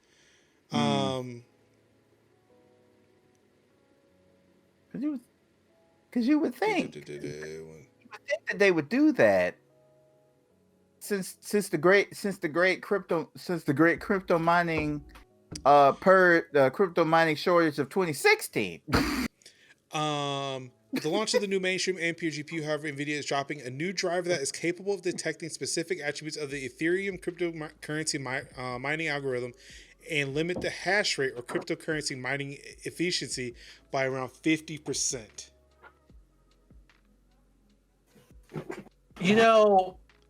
It's almost like we're at that point yet again where those darn people we didn't want to make, we didn't want them to make money that everybody's talking about. So I guess we're just gonna make sure they can't mine cryptocurrency. I mean, honestly, I'm with Nvidia on this one. I'm sorry. Well, they're keeping me from buying a graphics card for a system that I would actually enjoy and want to play video games on. Nah, so yeah, make that shit difficult. I'm really tired of this shit. Yeah, I'm really tired. I'm really tired of mine. I'm really tired of miners. Yeah, like I said, I'm not a fan of the miners in this case. Like I paid. Look, it's one of those. Like 2016. Jesus Christ. It's in the middle. It's kind of in the middle for me. On the one hand, was I like three kinds of tired about people wanting to be able to get equipment and being like, sorry, we bought it to mine Dogecoin. Yeah, but also, did you really just go, we're gonna make a whole bunch of things specifically that have things built into it that just make it difficult to mine Bitcoin? Yeah. Where there are no other measures that could be taken? But all right. So I'll raise this question. Then. What's an alternative? Can you just tell people literally no? I mean, for that matter, instead of making it harder to do, why don't you just make it straight up impossible? I mean, I'm pretty sure they would try to do that. They could. Well, I mean, I don't know. The mining limiter can't be hacked. So, I mean, if you can limit stuff that can't be hacked, why don't you just make it like 0% mining instead of like 10% mining? Yeah, make it unprofitable to mine. But see, I think what it is like whatever whatever that mounting algorithm is, like I'm pretty sure it has something to do with just like the basics of how the GPU works. So if they hampered it anymore, it could actually hurt actual performance of the GPU when it's doing the things you wanted it to do, like play games, render video, all that stuff. Yeah, So I'm pretty sure they're cutting it as much as they can without it actually affecting the GPU's intended performance. Yeah. It's like trying to do the best we can, but not with what you got, and not try to affect absolute, mileage. Well, I mean, if they're having the hash rate, aren't there can you just make it unable to read the kind of hashes that you would need for mining cryptocurrency? They have to be specific enough to be able to localize. I have a feeling that I don't know, because again, like that's me saying it. Again, I'm gonna go with Dr. If I say if you don't know, just say you don't know. Ooh, not you did it. Wow. Okay. Look, I mean, Dr. Fauci, deep in the seat of his joy, God in his heaven, is able to say, "Oh, we have like 2 people who listen to science. It's cool." like, but yeah, if I had to venture a guess with this, I feel like there are some things that they still can't block. Like I imagine they were tuning that to a certain point. It was like, okay, like this is as far low as we could get it without actually without hampering the performance of the GPU for other things, without actually breaking the GPU. Like I don't know how they developed the algorithm to mine Ethereum. So, yeah, it's kind of hard to answer that question without really knowing how they wrote that code. However, Nvidia is definitely standing by it, though. They're saying that, hey, you can't hack our shit. You think No. you think You you, know can, that's- you think you can that's- get no. around that hash issue I got? Yeah, we bet you can't. They're out here begging for somebody to come through and do some nonsense. They're begging are. for it. However, also in this article, they do actually provide a alternative for cryptocurrency miners. They're coming out with some cryptocurrency mining processors, which are kind of GPUs that don't have outputs. That way, I mean, you can't really use them for gaming. And when the cryptocurrency phase runs out, when they try to sell them, who are they gonna sell them to? Can't you sell them to gamers?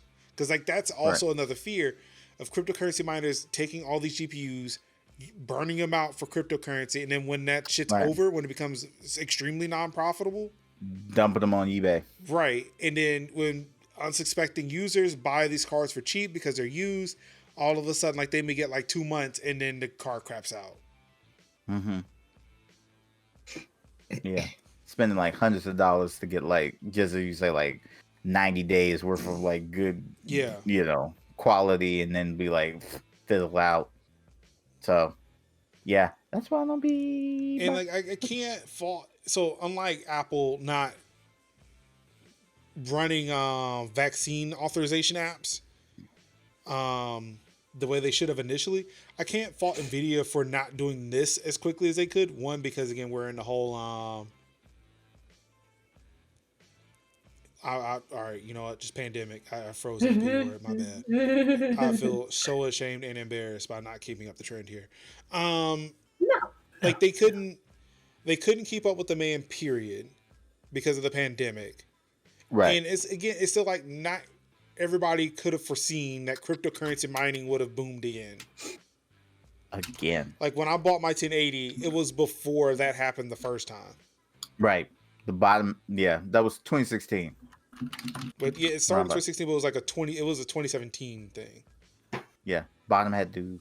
Yeah, mine, like, I basically paid like $80-$90 for more than I wanted to spend on a 1060, and then like, had I waited literally 3 months, the bottom fell out of like Ethereum, and then like my card went down to the act below MSRP. And when you talking about pissed, because I'm like currently making the payments, and I'm like, what? Yeah, I bought my GTX 1080 for less than MSRP. It was on sale like during Christmas time. It was on sale. Yeah. And then crypto took off. Oh. So it was like I got mine for less than MSRP, and I was like, yes. Ooh, that's nice. Whew. Yeah. So yeah, I don't know. Like Nvidia's, they're working hard. They said they're trying. I imagine like they are working hard to try to figure out this situation. That's a good solution. I was surprised to find out that cryptocurrency actually took off. Like that was one thing I didn't hear. I knew that there were supply shortages because of the pandemic, but I had no idea that there was a cryptocurrency thing until 2021. Like, Yeah. oh wait, that's the thing now. Damn it. Fuck. That was like, oh, 2021. Might think about start looking at upgrades, and then it's like, ooh, wait, what took off again? Oh no, not. It was like I'm having flashbacks of 2016 again. I'm like, oh no, now I'm gonna be looking at like cheap. I'm gonna be looking at like $300, $400 cards, $600. God, like for crying out loud. Oh my God, GameStop, stop. You mean GameSpot? Well, this article's about GameStop, so there's that. But yes, I did beat GameSpot. I do that the same thing all the time. That T and that P be in the wrong spot for me. I'll be like, yep. Not this. So apparently, you would think that GameStop would have made out like bandits during that whole thing that happened about a month ago. I did not think that. Well, apparently there is a reason why they could not sell off their stock fast enough. Nope. To get that's that wild. money back. That's wild. Like imagine you're the company. You can't sell your own stock faster than dudes on Reddit. The biggest issue was that GameStop was essentially in the middle of a fiscal quarter and hadn't yet been able to report financial results for that quarter. Thanks to the U.S. Securities and Exchange Commission regulations, the company could have found itself in hot water had it sold off shares without updating investors on its latest earnings figures. Yeah.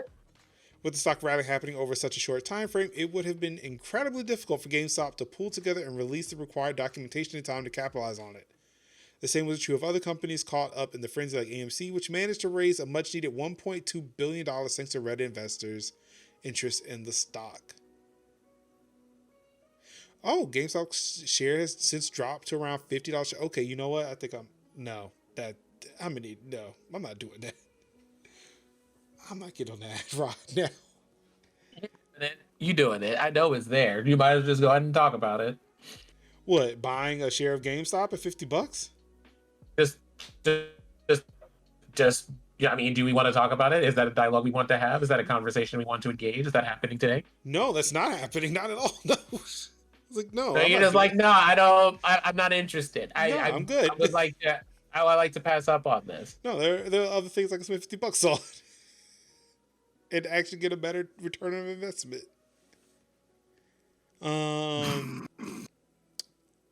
Yeah. So, just in case you were wondering why GameStop is still probably in the shitter, it's because they just could not sell that. They couldn't sell that share fast enough to do it. They were like, yeah, fuck it. Yeah, we're good here. Yeah, we're just gonna lose. Hello, darkness, my old friend. We're just gonna lose, y'all. We're just gonna lose. What's up, demons? It's your boy. Hey, have y'all guys and gals ever heard of this game called 6 Days in Fallujah? No. Oh, yeah.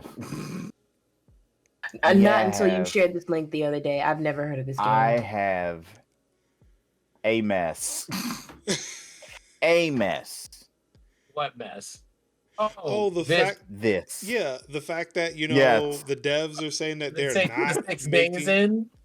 I'm sorry, what was that? Is it the 6 days game? Yes. Mm-hmm. Yes. Father God, Father God in heaven. If you turn in your Bibles to Father God. What? Wait. Whew. When I tell you, like they could have Islamophobia for me. It is the Islamophobia for me. Throw everything away. Be like, throw yourself away. Throw yourself away. Hey, 'Cause you are wilding. Throw yourself away. if we have, if I could have just a moment of your time Uh-huh. Please, please, and the floor. attention for the briefest of moments, Yes. I am going to ask everyone here, everyone listening, Mm-hmm. everyone watching this particular broadcast, Mm-hmm. because I feel very strongly about the subject, and therefore I will have a lot to say. But before we get into it, I'm trying to I would like to usher us into a moment of taking a break. Have a sip of something that you enjoy, stretch your limbs, like give yourself just like a good Oh, we really need, 30 I'm seconds. gonna go grab a thing real Just quick. a good 30 seconds.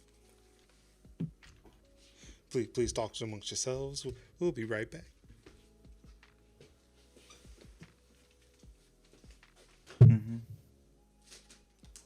Mm-hmm. So yeah. Whew. Stretch.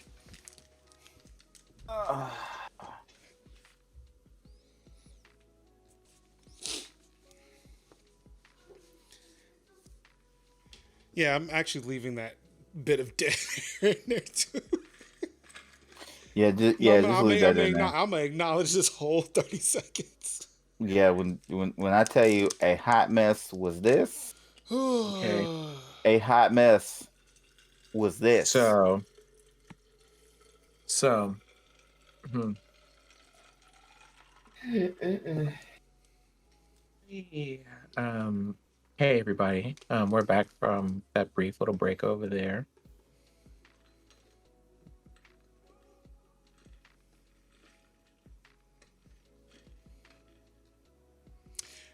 The chair recognizes the gentleman Sinziak.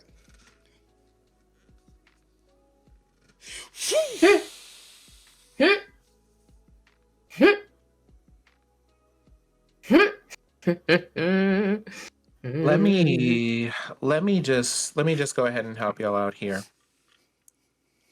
in this not political game. The not political game that does not have political commentary and is not meant to be seen as anything related to that in the time and climate that we are in, with wars still continuing around the world and in the places depicted in the game, also is a reconstruction and retelling of an actual war that happened back in the early 2000s. You know, if we lived in an imaginary and fictional world where people weren't literally still looking at Islamic people as targets of violence for no good reason, if we didn't currently have troops stationed in those places and monitoring them and or fighting battles with them, which end up in the news on some level one or another every other week or every other month, depending on the news stations that you watch, then maybe.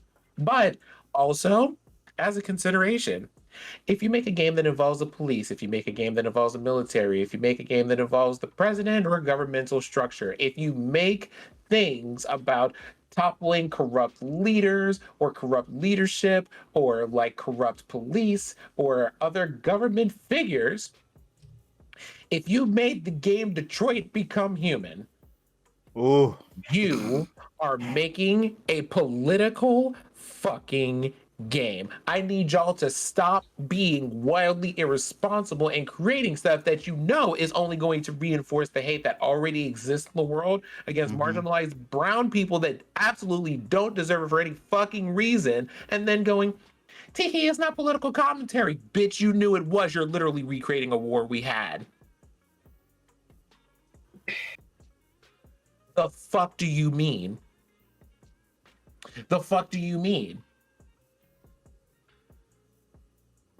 Y'all be like, oh no, we didn't mean to do that, and then have the black person sit in the back of the bus like Rosa Parks. We're not commenting on that. That's just coincidence. You have like people choosing whether or not to have a revolution because they're being oppressed for what they look like or how they were born. We're not making political commentary. It's just good storytelling. Get the fuck out of here. Mm-hmm. The door. Mm-hmm. Throw yourself away. It's the way that y'all decided to publish a game with this title and then decided to try to get ahead of it by no, not political commentary, not doing a racism. You knew you were, though. It's on the trailer. You're committing it on the trailer. You're committing it on the trailer. On Fifth Avenue in broad daylight at noon in the summer in the middle of the busiest street in New York. How dare you? How dare? Like, in front of our salads. The insult to our collective intelligence, like every single brown person, period, doesn't know what you're doing. Really? And you don't think we don't know this? You don't think we can't see this? You don't think this? This ain't like a game where it's like, oh, elements of it, but it's still, it could be political, it could not be political. You named the game 6 Days in Fallujah. You know something? If you're literally out here talking about things that are still happening to people, it's political. Right. It's political. It's political. Like, there is, like, when I play The Division 2, and I recall when I used to play The Division 2, and I recall a mission where you literally have to storm the Capitol. And you storm the Capitol. The Capitol is under siege. The Capitol is sieged. You have to storm it. The first mission of The Division 2 is to save and come to the aid of the White House. The White House is your base of operations. You know, the place where the president lives and his family and all. Yeah, that's the game. The game takes place in Washington, D.C. Many a mission has me liberating the Washington Monument, the Lincoln Memorial, the Aerospace Museum, and certain other figures, and of course, the Capitol building. There is one mission where you have to save the Pentagon. So for them to say like these things are not political, when you're using the literal throne, you're literally using the literal thrones of politics. The audacity. And yeah, the audacity. Like, it's the audacity, and here's the other thing too. Quote unquote, in the name of reenactment, and this is what pisses me off about these things when people say they are political. All of the aim of the game is to do violence to people. This is the same Division stuff, it's the same Call of Duty stuff and everything else, where you're out here and you are literally killing people because all the bad people aren't, like all the people that you're opposed to, who just quote unquote happen to be the bad people, are all brown. Every single one of them, I bet. Now, here's the thing, right? You have the option to not go. Do you have the option to do something else? Do you have an option to subvert any of this? No. Like, the game is just going to be you going to do violence to all of these people in order to complete your mission objectives and get whatever achievement and trophy and all this other stuff. But that's not political. We didn't literally just have an insurrection only days ago. Like, I hate y'all. I hate y'all so much.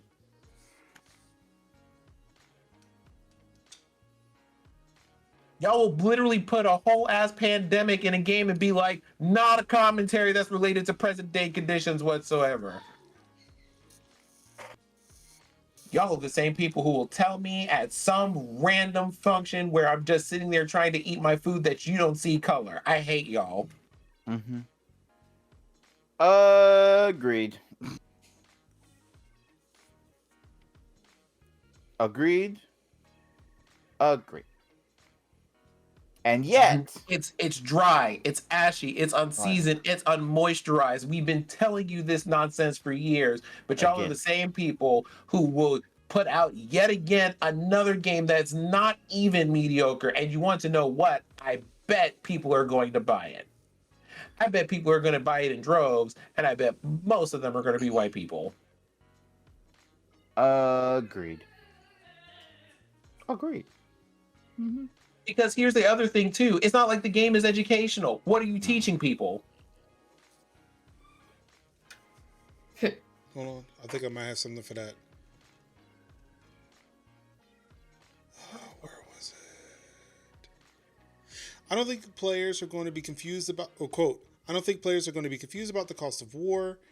Tomte said, who is, I think the lead, I think the studio head here for the Highwire. I just don't think that they're going to walk away from this experience going, we need more war. I don't think that's something that the Marines and soldiers want as a message. I don't think that's something that Iraqi civilians want as a message. I think people do need to understand the human cost of war.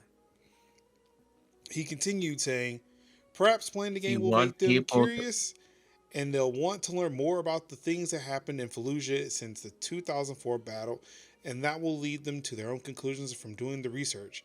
But right now, simply ignoring the battle is not going to cause them to think about all of its consequences. So let me get this straight.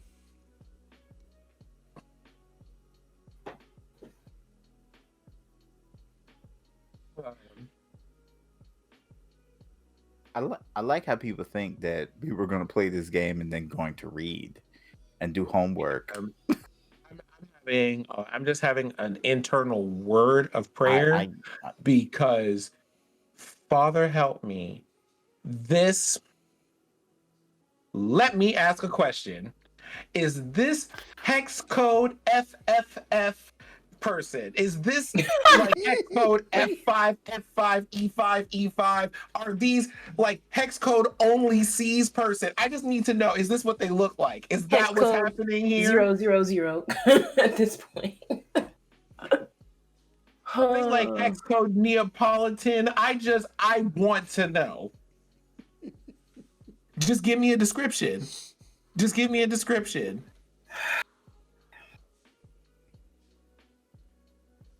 No. I want an answer to this question before I say what I'm about to say.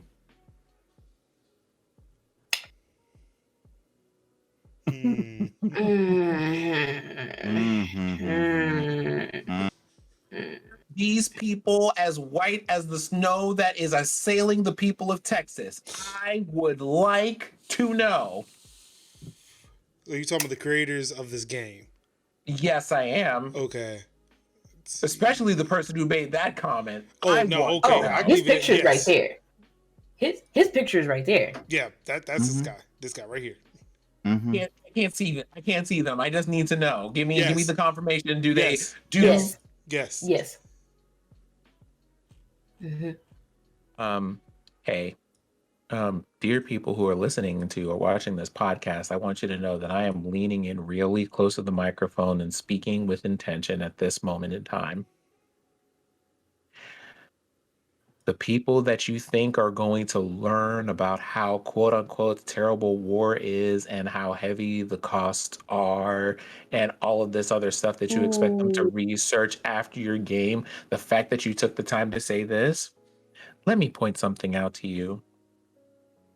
An insurrection at a national level happened literally 2 weeks ago and no one learned anything. Multiple people have died, so much so, and for black bodies alone, that someone was able to make an entire suit in small print of the names of people that have perished in the name of racism and police brutality, and they did not have to repeat a name. They were not a small person either. I would like that to be clear. We didn't learn anything from that. Y'all need to get the idea out of your head that using video games and trying to quote unquote make it an educational experience excuses you from just subjecting people to violence. Because here's what's going to happen. People are going to do violence. They're not going to do fucking homework. If you want to point out resources about this, Direct these people to Google, direct them to a library, direct them to open publications about the subject and have them read it. They are not going to do that in a game unless you're going to make your game an entire pop-up video, unless you're going to, you know what you need to make them do? If you really wanted this educational thing to happen, you should put them set in the United States and having to work through government figuring out how they passed that bill to make that decision in the first place. That's how that should be approached, but that's not what you did. You put them over here in a place where you're going to set them up to do violence with no consequences. No one's going to do that. Also, as far as the cost of war goes, y'all, grade school exists. We have been talking about war since 5th grade in this country, in public school circuits at least alone.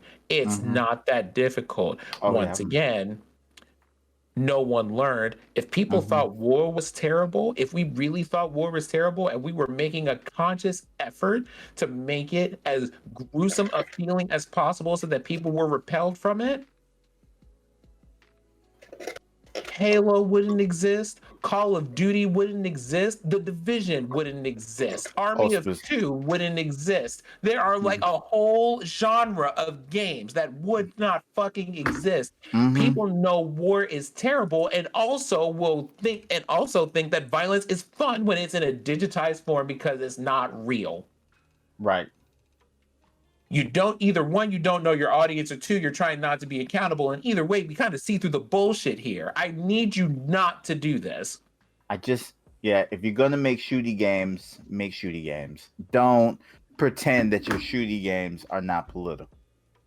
Like, just don't. Just don't. Unless you have like a lesson before each stage of the game that you go through.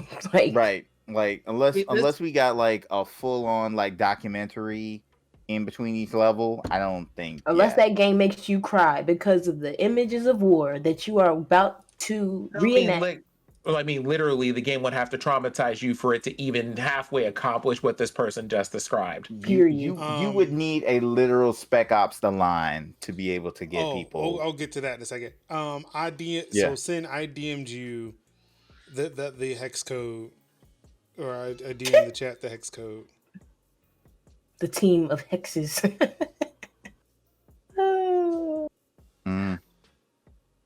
So I'm gonna let Sin catch up on that. And yeah, it's funny that Kev mentioned Spec Ops The Line. Yes. Because I went to look for that tweet. Yeah, because it's like, y'all, that game says, oh yeah, you're gonna feel every weight of your decisions. Okay? You're gonna feel every bit of weight on these decisions. And most games are just like, oh, you do shooty things, and that's it. But Spec Ops is like, oh no, you're a war criminal. That shit. That was the first time I played the game. It made me feel things. Right? Did they really say Halo wasn't political? What? Yes. Yeah. Are you serious? Like, the Covenant side alone is pretty damn political. Hold on for a moment. Religious Let's go ahead and talk about this real quick. Talk about this real quick.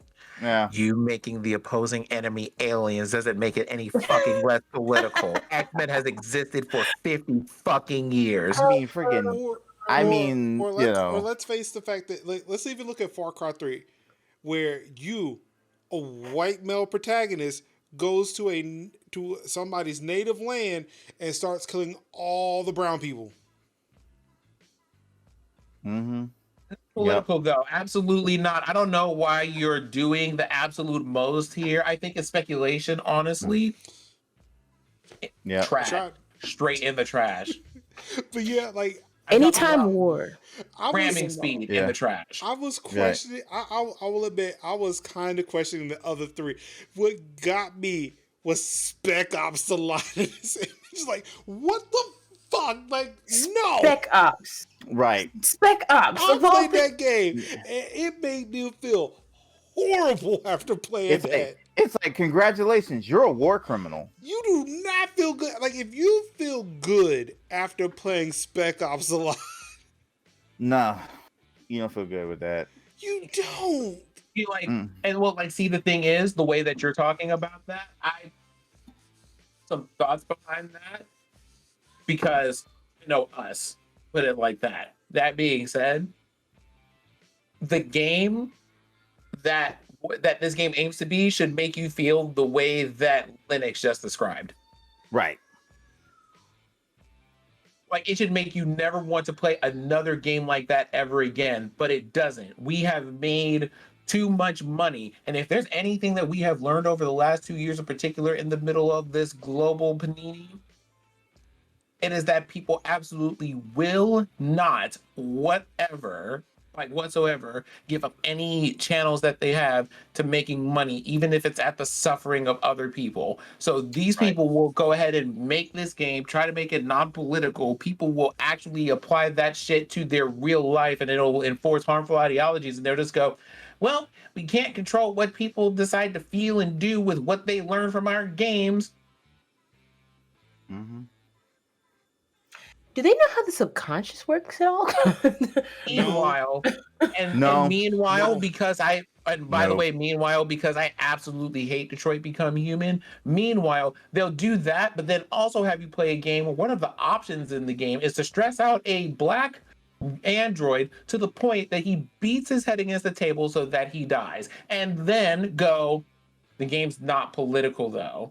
Mm-hmm. Yep. I mean, you're literally like, it's just like, we go off. Doesn't he say that he tackles the problems of racism? Isn't that not inherently political? Mm-hmm. And we also talk about this for a second. Stop using video games to approach real world fucking problems. Nope. I'm gonna tell you this right now. I mean, we had. Have you run into a single person who has ever played Detroit Become Human, went through all the options available, and then went, you know something? I have decided after playing this game that racism is no longer acceptable in my life or the life of anybody that I know, and I am doing everything I can to eradicate it. Nope. Never. Can't think of one. Can't think of one. And it had Android strippers in it. I remember that. I was like, is that Android strippers? Please tell me that's not Android strippers. Why is there Android strippers in here? I get an Android stripper. Let me go get my Pixel real quick and just peel the case off. No. Where's my boo this man button? Can you boo somebody on their own podcast? Boo! Did trying to understand. There are cartoons, there are movies, there are TV shows, there are book after book after book after movie after Netflix special. Makes you think that this game, however long later, is going to be the one that just goes, nah, fam, war just isn't cool. Why did you think it was going to be this one? In an era where Call of Duty still prospers. Wasn't there one of the Call of Duties where they actually, like, I just remember playing something. I don't know if it was Battlefield or SOCOM or Call of Duty. I don't know. It had to be one of those. But call it out. But there was one. I'm pretty sure there was one part I got to. It might have even been Division where I don't think it was Division, but you had to literally spend an abnormal amount of time torturing somebody to get information out of them. And I know that's what happens in real life, but I did not enjoy that experience. That was probably GTA. Yeah, I'm thinking GTA 5. Okay. GTA 5. GTA 5 had that. That was not a great scene. That was basically like, it was one of those missions where, like, because of the multiple protagonists, you had I think Michael had, it was like they had to shoot, like the FIB guy had to shoot somebody when to take out this guy, but they didn't know who the guy is, so they had the guy's I think it was his associate or something to that effect, and Trevor had to torture him, and then then you'd go back to Michael to find out who this guy is in this house, and he's wearing this shirt. Oh yeah, and he's wearing that thing, and it's like, it just made so uncomfortable. That was very uncomfortable. I remember that. Stopped playing. Like, there was a point in time, even when I was just playing Vice City on the PSP, I had to stop playing the game for a couple weeks because I was like, I'm killing people. And right. Yeah, it's hella, it's a hella uncomfortable thing, and you're like doing your best, like maybe if I just scare him, and maybe he might, maybe I don't have to go full on the way, and the game's like, no, If you have to anything, do it. all these political games are doing is just like desensitizing people to Correct. everything. Yeah. There's nothing. They're not, unless, like Sim was saying, unless they're taking the time out to educate you as you go through the game. It's desensitizing you to taking somebody's life. I mean, and then it's desensitizing you to the real world struggles that are going on around us, as we speak, and we hardly know anything about it. So you know, it's not. That's and we keep playing the games. Like it's like, what do you? Yeah, it's an uncomfortable. It's basically like an uncomfortable thing, but it's like you go in knowing what you know, and most games don't play in that whole, like, most games play in the more shooty for objectives, and not like shooty in like you're invading a house at night, or like Modern Warfare 2. It's like the no Russian mission was nuts. That was very controversial. Came out like that was a very controversial section of the game. And going with the torture scene in GTA 5, and it's like I typically avoid those type of like ultra violent games, but I still play the level. But I still do play a level of shooty games. Like I play Division, I play Destiny 2, I play like Overwatch, Paladins, whatevs. But like, yeah, exactly. But I for one cannot keep constantly playing games that are like overtly violent in nature. Like I've played violent video games, but I can't play GTA. I can't play GTA anymore. And I'm get to the point where, like, as much as I loved Red Dead and I love westerns, I found it kind of hard to play Red Dead after a while, because it's like you're kind of doing that stuff for hours and hours. That game was just long. That game was just long. Yeah, that game was really long. Never I mind that cried, it's long. shoot. I think something that we need to consider is that as a marginalized person, there's so much that goes into the way that these games and their settings and themes have an impact on our mental health, because on a lot of levels, with just casual media, we have been subject to multiple years, and last year in particular, a concentrated set of months of just seeing day after day after day after day violence against bodies that look like others in various forms, right? Yeah. Why is this important? I was watching somebody stream GTA like a week or two ago, just hanging out with Evo, and Evo is a wonderful time. Like, I just is a delightful human being who likes playing shooting games and things. They heard a police siren behind them in the game and had a moment of real world panic that left as quickly as it came on. But it's just like seeing a like red and blue flashing lights and hearing the siren sound was just like, wait, and your whole heart skips a beat. Y'all, again, we're playing a video game, but it's a video game that's modeled after things that we see and hear in the real world and stuff. So it's at a point now where we have whole games that are in some ways not even accessible to us, because it just sends us, it's too much and too real right then and there. Like, it's the same kind of thing of someone being like, I can't play games where you have like a theme about like a global pandemic happening right now. And if that's where you are, I want you to know that I see you, and that is very appropriate.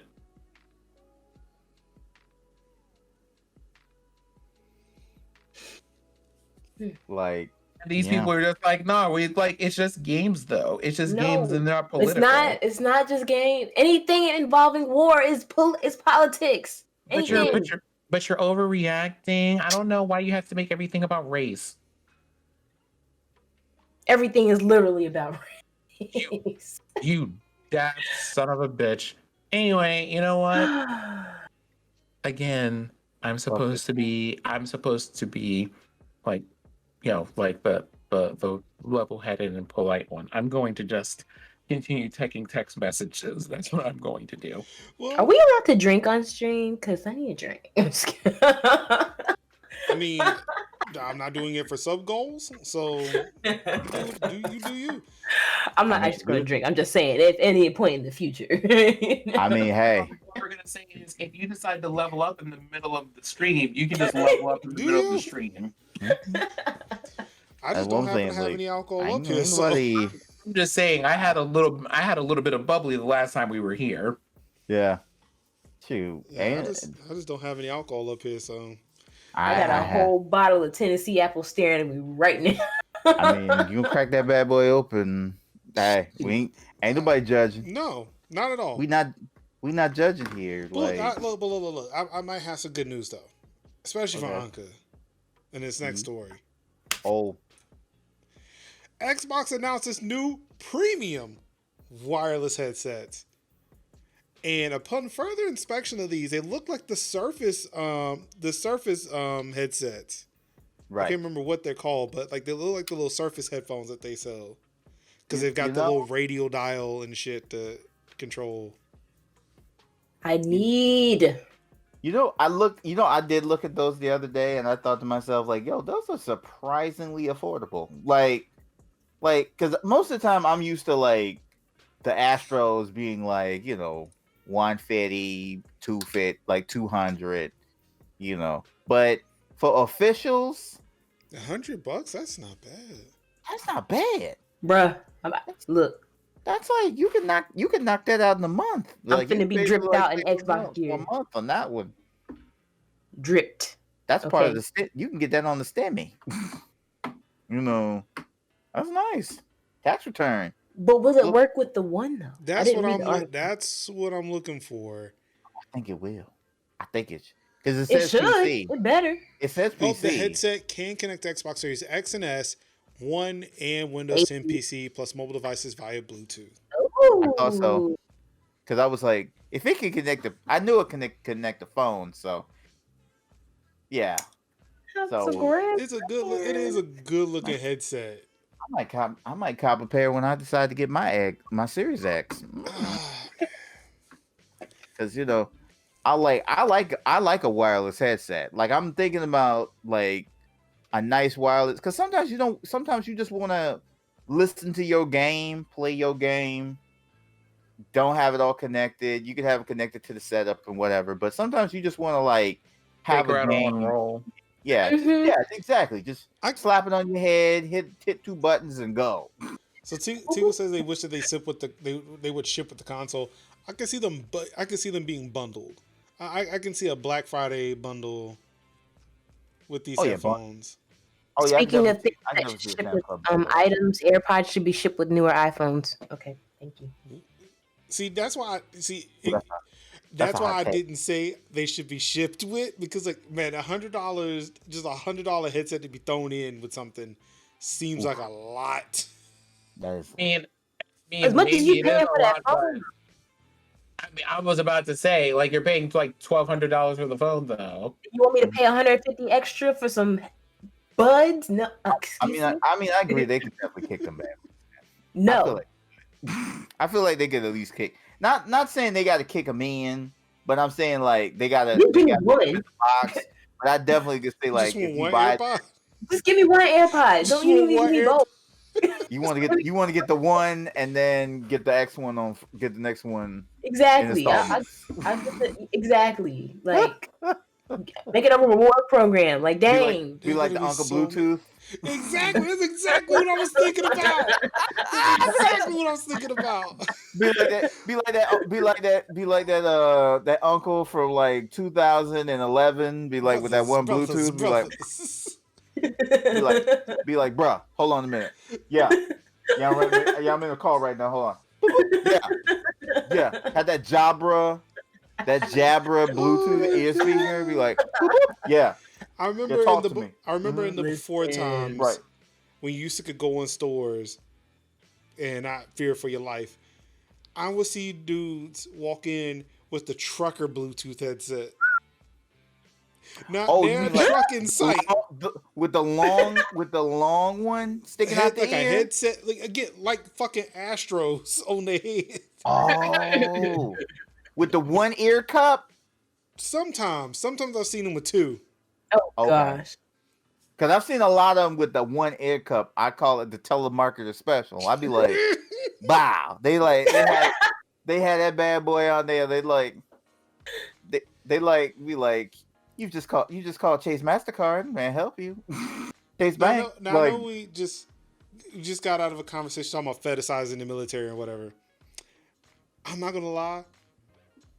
I would like the Bad Boys 2, the little collar with the earpiece they had. I just want to walk around the store with that.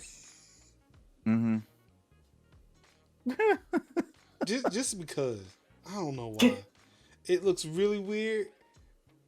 I just want just to wear it once, just to see what that's like, and just never wear it again. Be looking like a Rainbow Six operator. Yeah, just like looking at like Logitech mice. All right, I've acquired the package. I'm coming home. Why are you, babe? Why are you talking to me like that? Don't worry about it. Look, we got it. We got it. We got the package. Can't go down. 10-4. Copy that. I've been made. Blue shirts approaching. Gotta take them out. I'm sorry. Traction point, Charlie. Abort. Why are y'all out here doing the most? You're only like literally trying to pick up a box of Captain Crunch in the middle of a Kroger, and you're doing all this. Honeybee. Look, in the middle of all this, look, that's what it started into. Anti-masker on the move. Be like, I'm the masker. On 3. Synchronize our Fitbits. Boop, boop. Arrival at 500 hours. 0. 500. Yo, I will meet you in the extraction point, and I'll meet you in the extraction point in 5, 4, 3, 2, 1. Extract.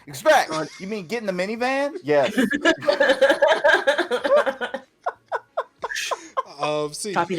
Just so you know, the acquisition of Google and Fitbit have completed. You can get a new Fitbit over at store.google.com now. Oh, I've thought of that. I'm like, ooh, one of those cat-like Fitbits.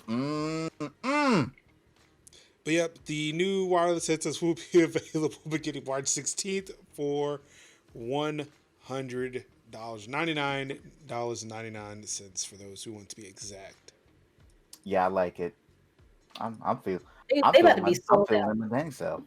Oh yeah, it is. I'm getting upset because I've been trying to get some Xbox drip. You know the new hoodies and sweatshirt they came out with. Look, I've been trying to get that, and I haven't been able to get it, and I don't even know if they're gonna restock it. But it didn't say limited edition, but it's nice. Keep the faith on. Keep trying it. Like let me know. I'll look for it. We're gonna pull like sand. Be like, wait, I got the link. I'll let you know. Be like, if I send you the link, it's too late. It's nice. I mean, it's nice. Okay. In more Xbox news, Microsoft is making one of the most positive moves for accessibility in games. I don't know why they led with that headline, but the more important bit is developers can now send their PC or Xbox games to Microsoft to see if it's up to its accessibility standards and find out ways to improve. Nice. So now, you know something? I'm here for accessibility. Yes. Yeah. So I've always how that gamepad works. I'm sorry. No, you good. I just kept talking. I was saying I've always wondered how that gamepad works. It has it basically has it has specific plugs in that have different dongle inputs. So if you need something that's if you need to press with a wider button, or you need something that's more of a click, or if you need something that's more of a push, a better mash, it basically allows you to plug different controller ports in. Yeah, just right there. Like Mage is pulling it up. So it has like each like button press has a port, and then you can plug different like accessories into it. Now, the way that I have heard it said is that each device kind of is sold separately, and this doesn't come as like a big giant pack with different things with it, and then it's also not affordable. So for the option of accessibility, so yay for accessibility, but also they need to bring that down to a price where it could be more affordable for those who could afford it. So the controller itself is $100, but that doesn't come with the other accessories, and that stuff is sold separately as well. Accessibility, but I can't access it. And it might be hard to find those particular accessories when you need that. So Logitech sells a kit that goes with it. It's also for another $100. Yes. Now,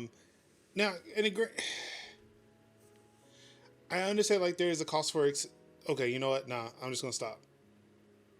Full stop there. Because like as I'm making the argument, I'm realizing where the issue is. So yeah. So it's like, it's like, yay. The thing here is, it's a step in the right direction, and more importantly, it's a step in the direction of, y'all, it's out there and it's free, and here are the updated guidelines, which means there's absolutely no reason that y'all shouldn't be making this shit. What the fuck are you doing? Like, you know, it's getting to a point where it's a lot easier to just drag people for doing that, because hopefully enough games will be made, accessible, that people will be like, if you're not making accessible games, you shouldn't be making them. Right. You should have colorblind modes. You should have like less button presses to do executables. You should have more accessibility modes in games, because there are people of that play these, that are gamers, but they also have disability or accessibility issues. So it should be more mainstream for you to be able to do it. And so yay accessibility, and hurrah to that. But it's also like, we still need you to do more. Like, yay, but more. So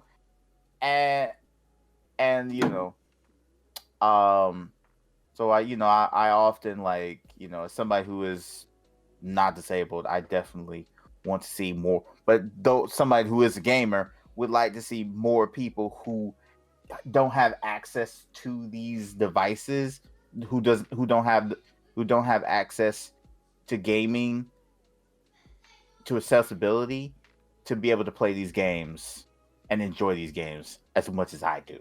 So, yeah. Yay, but do better. Fan of Xbox in particular, because I remember the first time I saw that controller, I was at a TwitchCon where like all of the end for a panel for people who were disabled, and like things like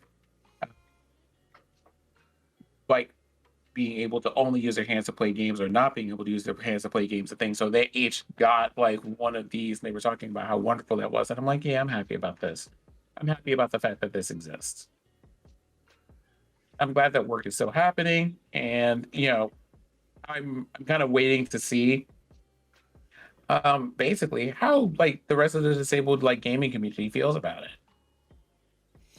So this will be interesting to see like what the reaction and response to that's going to be. It was interesting for me because my wife, who definitely is not into gaming, and any content that she consumes is not gaming related, like she went out of her way to find me in the house one day. She said, Marcus, have you seen this? Have you seen this? And she showed me what, like, there's a couple who it's a couple where the guy's in the wheelchair, and he got one of these. He got one of the controllers, and I guess because he's an influencer, I think he got it for free. It's neither here nor there. But he got one of these. He got the Logitech bundle with it too.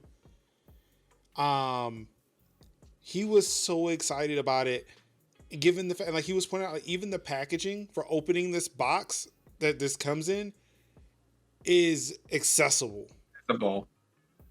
I saw that packaging. It's really good. Yeah, he was able to open the box himself, and it was like Microsoft, and it's companies where it's like, okay, you know what? You're right. They did something they could do better. My thing is with this, Microsoft could have made this and said, all right, fuck it, it's made. Do whatever. But they're still putting the time, the energy, the effort behind it. They're working with so many partners to get these accessories out there. Sure, they could be cheaper. It could be more affordable, but they're still putting that stuff out there. And now here it is that they have a program that is not necessarily for just this controller, but just for accessibility in general. And that they're going out of their way to say, hey, you submit the game, we'll run it through our accessibility, and we'll tell you what you need to fix. Like Microsoft could have just like, it could have been a one and done. It could be like Sony is like, you know what? Nah, we'll leave it to the developers. Mm-hmm. Like, sure, Last of Us 2 fucking shines.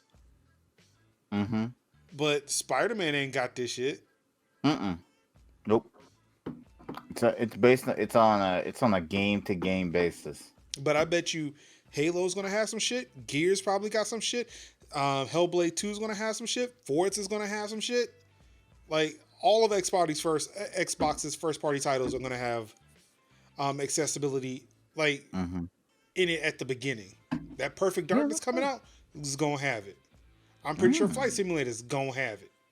Yep. Maybe. Actually, I would buy this just to play Flight Simulator normally.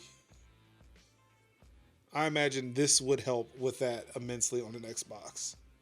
Mm-hmm. Well, Spidey had some, but yeah, not on par with Tilo.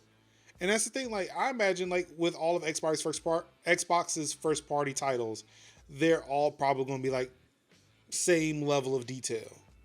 And they're only going to get better. Right. Like, I wouldn't be surprised if that shit gets done on a system level. Right. I'd like to see it. In more Microsoft news, because boy, they dropped some shit this week. Oh yeah, Microsoft reveals Xbox backwards compatibility FPS boost for select games. Those games include Far Cry 4, new Super Lucky Still, Sniper Elite 4, UFC 4, and Watch Dogs 2. Mm-hmm. Major's favorite game ever. It is. Like, that's not a lie at all. It's a Ubisoft title, I know, but damn, it's good. Yeah, it's like one of their good ones. Yeah, I feel the same about Anode, but it's like, I still ain't forgot what you did, Yeef.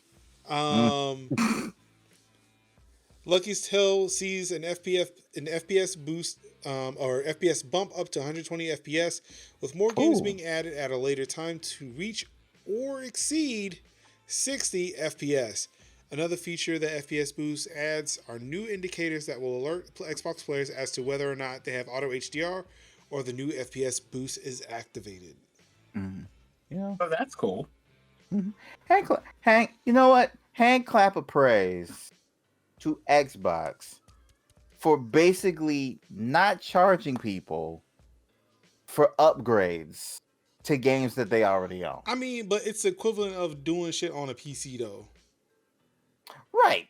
I mean, but I'm like my example is, and it was a tweet that somebody sent out earlier about 30 FPS versus 60 FPS with these new consoles and new hardware, whatever.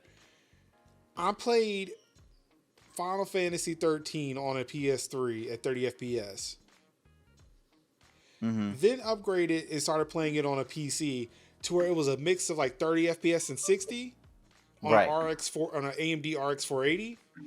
Yes. As soon as I bought my GTX 1080 and played that same game again for the third time, still have not beaten it any of those times, but playing it for a third time on that GTX 1080 where everything was at 60, like it's the same fucking code. At least if you look Right. at the PC version, it's the Right. same fucking code, but because I had better hardware, I was able to run it better. Right. It's honestly, like, this may be great, but it's something that I expected out of the consoles to begin with. Right. It's the whole thing of, what did the devs do when creating these games to lock it in a place where it's like, is it at a lock 30? Is it a lock 60? Why am I not, like, when I put in any old game, why is it not you? Excuse me. Bless Sorry. you. Why is it that when I pop in any game, any old game, I'm sorry. It's all right. you good? It's all right. You good. Listen, I thought I we were usually good until go- you started giggling. It's like, oh, we not good. I usually go for 10 at a time. It was surprising I only got 4 at. Your sneezes are being respectful. Yeah. So we couldn't hold these in, but we got the rest. We got you, dog. We got you. We got you. We're gonna take these to the side real quick. You know, they'll come back on a later date. We'll come back when you're free. Yeah. Right. Just so you know, we hit up. Yeah. Not this. It's a thing where, like, yeah, if I popped in any old game into my Xbox Series X, I expected to play at a better frame rate. Right. I may not expect that 4K. I wouldn't, because, like, again, those are assets. Again, I'm expecting some type of limitation, but I wouldn't expect, like, I guess, I don't know. Maybe they locked that frame rate at 30 FPS, and I don't think Microsoft's put in that work to make it 60. That's why we only got 4. That's why we only got 5 titles. Like, I feel like it's the devs that are going in and doing this. Like, hey, you know what? Here's some API you can use. You can update your game. Boom, there you go.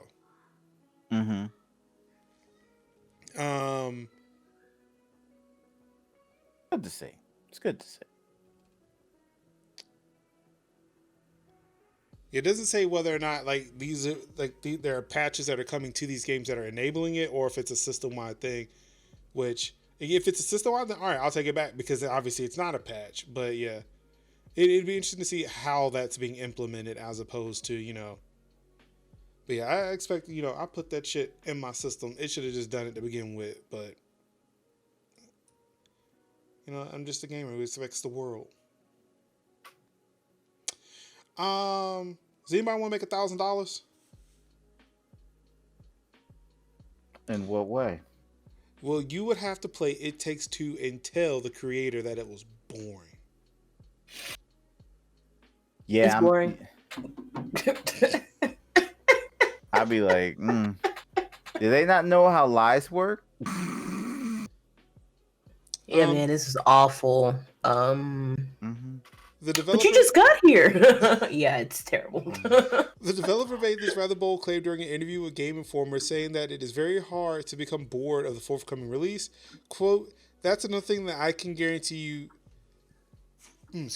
with It Takes Two, it's impossible, and quote me on this, to get tired of this game. It goes on to say, you could put this as the headline. I can literally give $1,000 to anyone who says, oh, I'm tired of this game now because it doesn't surprise me.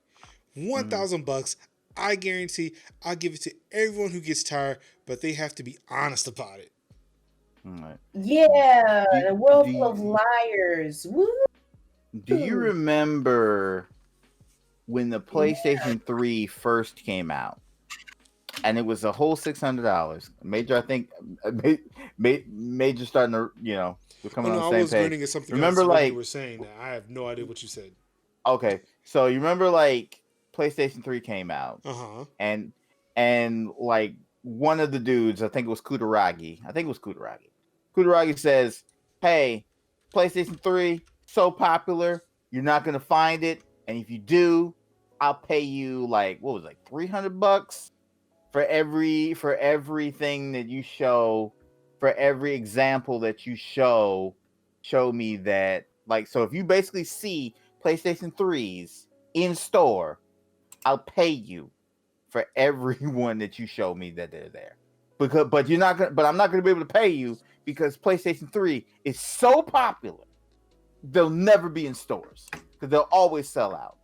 And I remember Penny Arcade made a comic of their characters, Gabe and Tycho, literally going around the Seattle area, taking pictures of Walmart displays packed full of PlayStation 3s.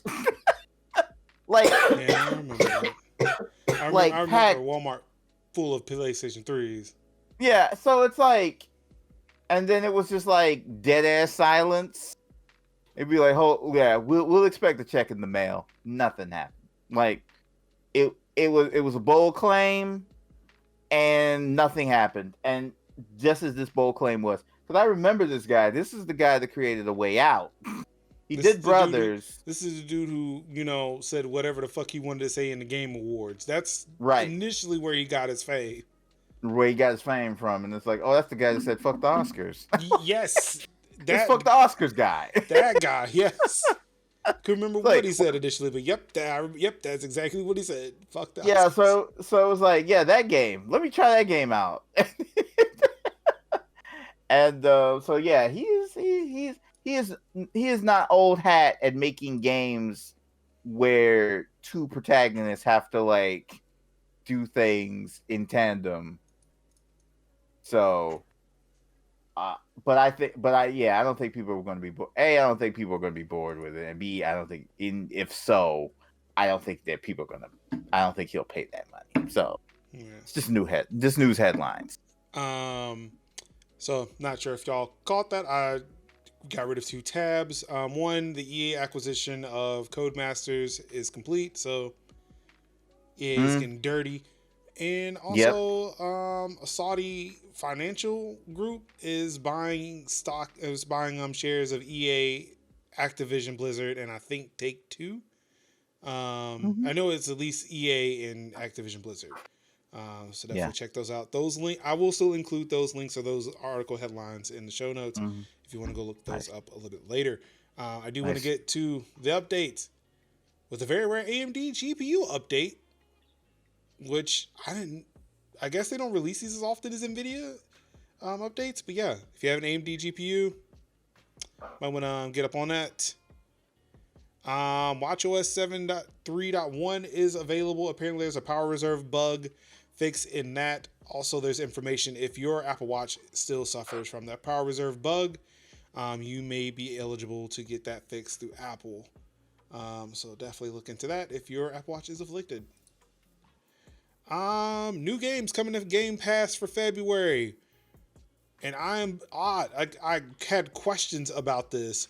Speaking of Codemasters, Dirt 5 is hitting Game Pass on PC, console, and the cloud. This was an Xbox and PlayStation launch title. It is already in Game Pass. Also coming to Game Pass is Elite Dangerous for console and Super Hot Mind Control Delete on PC. Leaving Game Pass is Dirt 4. Mobadoro Reviri Under the Moonlight. That is a mouthful. It is. Mother Russia Bleeds, Oxenfree, Jackbox Party Pack 4, and Vambrace Cold Soul. So plan accordingly. Yeah. And of course, I'm going to remind you, Rage 2 is available right now on Epic Game Store, along with Absolute Drift, and I do want to check that out. I will pass on the Rage 2. I will check out Absolute Drift because I do love drifting.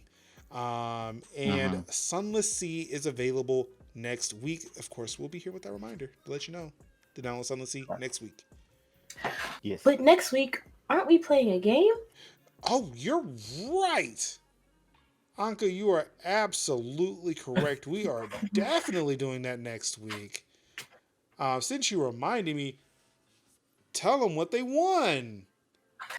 You won a full front screen live experience to a stressful Tech Talk Thursday edition of Overcooked 2. You should be lucky. You enjoy. Will our friendship hold? Tune in next week. Can I, like I know that we're that they're looking at 23s could do it out of here, but before we do that, can I say something? Because we don't please. have anything in the streaming section. Can we get the maximum of applause for having people like X Mira and Cypher of Tear on the goddamn billboard in Times Square, New York? Here for this. Also, in this piece. Also, can we talk about that list though of streamers to watch out for, where we see people like Dit Gaming, Lilo Bobina, and Dark Mimi TV? Like we got like 10, like just straight up all the melanin on that page. And my homie Ruby Rose, like it's Ruby Rose, Ruby. Like when I tell you, oops, that's not the link I meant to say. Like the level of melanated goodness that has been exuding from the pores. And another thing, G4, like this was kind of like a little bit of a breaking, but also G4 like giving the coins to Yo Brandy, I believe co-founder or founder of Brown Girl Gamer Code. Like the level of like melanated love that I have seen this month. It's so refreshing seeing your friends prosper and get recognition. Okay, listen, I'm just going to go ahead and tell y'all on this podcast, and for those of you watching or listening now or later, y'all will simply not get the level of love and solidarity that you will get from your Black friends when things just go well for you. We are going to be like all the way, like volume on 100 out of 10. Okay? Right. Literally like beating the drums of love. Like, man, when I tell you love has like the fact that just seeing people that I know just succeeding, seeing all the new partners, like oh my god, you made partner, I love you, embrace, I love you, I love this song. Like seeing people, like I'm trying to think of the new people because I don't want to like go through the whole the old people, like seeing like Geeky Cassie and Chelsea Bites and like Kareem Cheese and Tune and like all of these people just freaking V.me this month. Let's V.me. Wait, yeah, what? V.me. Yeah, V.me's the partner. What? Yeah, sure did. Yes. No, Pearls is clutch. But yes, I'm like the level of just like it's like you know him. It's like I'm sitting there like I know them. I don't know many streamers. I know that one. I know that guy. Like I know them. Just seeing like everybody with the partner checks and seeing everybody with the checks out here, like Diva also just like recently got partnered too. Like it's just like one person after another, and I'm here for it. And also, continue. Because I was about to say like one other thing that I saw, like also people like just see people on like that hustle and on that grind to finally kind of get Jermaine. To it. I forgot about Jermaine. Jermaine Plays got it, and I'm like, you got partners? I was just watching the stream yesterday. I didn't know this. Like a fellow of the old stream team, a fellow stream team member of the former stream team is now a partner. Like, oh my bro, gosh. And I'm just like the love and support of seeing like your friends being like recognized and showed love to. Right this second. Yeah. Like that's amazing. Like I'm literally thinking about it. Like I just like, oh wait, Jermaine. Oh my god. Okay. So can y'all might not know about this because also, like that whole Black thing also includes all of our very Black and LGBTQIA plus people as well. So there was this streamer named BlizzBear who was like, something, I think I want to start looking into like becoming a legit full-time content creator. And they had like the audience for it and stuff. And it's almost like the world just opened up for him. So he like was like, I'm gonna have a day to celebrate leaving my job and just cheering on my mental health, and we're gonna see what the next step is. And he got partnered like not even 2 whole days later. I'm just Woo. like, It's like that's what we need. We just need that. I'm just here loving to see people who are like working so hard and striving to do like what they can do Right. to like move things forward, finally get the visibility and respect and recognition that they deserve. Which on that note, if y'all may or may not have heard of Pleasantly Twisted, I'm pretty sure everybody here has. So here's Oh the yeah. thing, like she's been like on that low and high key for that matter, speed running stuff. Guess who's on GDQ tomorrow? No. She is I saw that tomorrow. I saw that mentioned in her Discord, which this past week I dropped into so many people's Discord servers because I was poking around my Discord settings. So yeah, I happened to catch somebody mention that, but I wasn't sure what that was pertaining to because She's on GDQ tomorrow. She's on GDQ tomorrow evening. Oh, I might have to take time out of my birthday festivities and say like, do hey, you know what time? She posted a thing. I think she did a Twitter thing. It is hold on, let me see if I can find out real quick because I think that's during her normal streaming time. 7 p.m. EST. Okay. I was making sure there was not going to be any conflicts of interest because I got a very important call tomorrow afternoon. So Yeah, I'm really excited. I might be in the midst of my birthday festivities, but I will definitely try. And if nothing else, just pull the tab open and just be like, pop in and just see how she's doing. Like, just be like, girl, you good? Okay, good. Like I just so yeah, I am. So thankfully, all of your stream news this week is good news. People are getting good things are just happening to people who deserve to have them happening. Right. Happy for them. So happy for them. Now we just waiting for a few more of my friends to become partner. And like I'm waiting, like I'm literally just like on like partner watch and being like, yo, when you finna get partnered, like I'm looking at Tiffany Witcher. I'm like waiting, I'm just waiting. Like I'm just sitting there with my fingers crossed, like, yo, when's it gonna happen? Cause you've been good to me, and I want you to be good too, cause waiting for it to happen. I'm just saying. Also, I want to give a shout out to Spawn on Me. I think Black Girl Gamers. Yes. Big Cheese Career. I think all three of them were also on the billboard. But I know that Khalif. I want to say that Black Girl Gamers. I can't remember. I know Story Mode Bay. Right. And there's a couple of Zombie Kills. They're being featured on Xbox this week, if I'm not mistaken. Yes. So quick shout out. Supernamu was also on the board herself, and that's another one on my like better be a partner soon list. Like her and Tiffany and for who else? I'm trying to think who else definitely need that partnership. I can't think of it right now. But yes, those two definitely need a partner card for real. For real.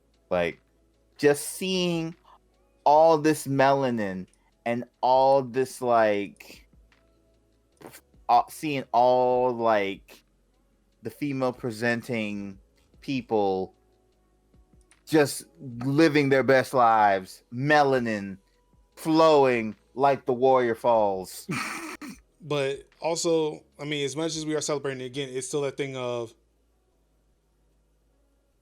it's gotta stay like this after the 10 days are up. Oh, it has to. Like it has to. Like it's got to. I mean, I love to see it, and I love to see it even more this month. But just like the Warrior Falls, I want to continue to see it. Exactly. I want to see these blessings continuously cascade over. Because that's and while we're here, kings. Can we also talk about real quick? While we're over here, let's also give a shout out to another thing that I would like them to see them continue to maintain on Twitch, which is like that whole line of, hey, here's some of that melanated excellence you should be looking at. Because that is like a whole thing whenever I go to Twitch that just pleases me to see a rotation of just like streamers of color or from like other marginalized communities and stuff like that. Love that for me. Love that for me. Love that. Agreed. Agreed. Let's keep that going. I was just going, let's just keep that going, period. Keep that going. So on that high note, again, next week we will be playing Overcooked 2, testing our team chemistry. Testing we're going to be playing Overcooked team. What he meant to say was we're going to be throwing food across the kitchen and yelling at each other for not catching it. That's right. That's what he meant. I might have to switch over to the Elgato Wave to see if that anti-clipping technology works. So I don't know. I feel like there's more birthday purchases in the near future, so I can get that mounted properly. Right. But individually, Kev, what you got going on this week? Tomorrow's my birthday. Happy! Oh wait, I forgot. Kevin. I forgot. We can actually sing this birthday song. Happy birthday to you. Hey, Kevin. Wait, that was not copyrighted? Nope. But the Stevie Wonder version is copyrighted? Yep. Oh, that's big copyrighted. That's big copyrights. That's a whole new rendition. What if I just do happy? Okay, that's it. You good. That's it. That cost me a whole 2 cents. I'll front you for it. Yeah, we can take that out the ad revenue. What ad revenue? I mean, there's a little bit. Nah, ain't going to me. Ain't much. Ain't going to me. They took that from me years ago. Oof. He said, "You ain't got enough of a volume, big guy. What you doing here?" I mean, I could turn on these anchor ads. That's a whole bunch of ad reads I got to do after that. But hey, you know, we'll cross the bridge when we get there. But yeah, so yeah, tomorrow I'm going to basically relax, eat curbside, me some Chinese food, do some grab me some birthday balloons and eat, fellowship with my mom, and then probably get on this stream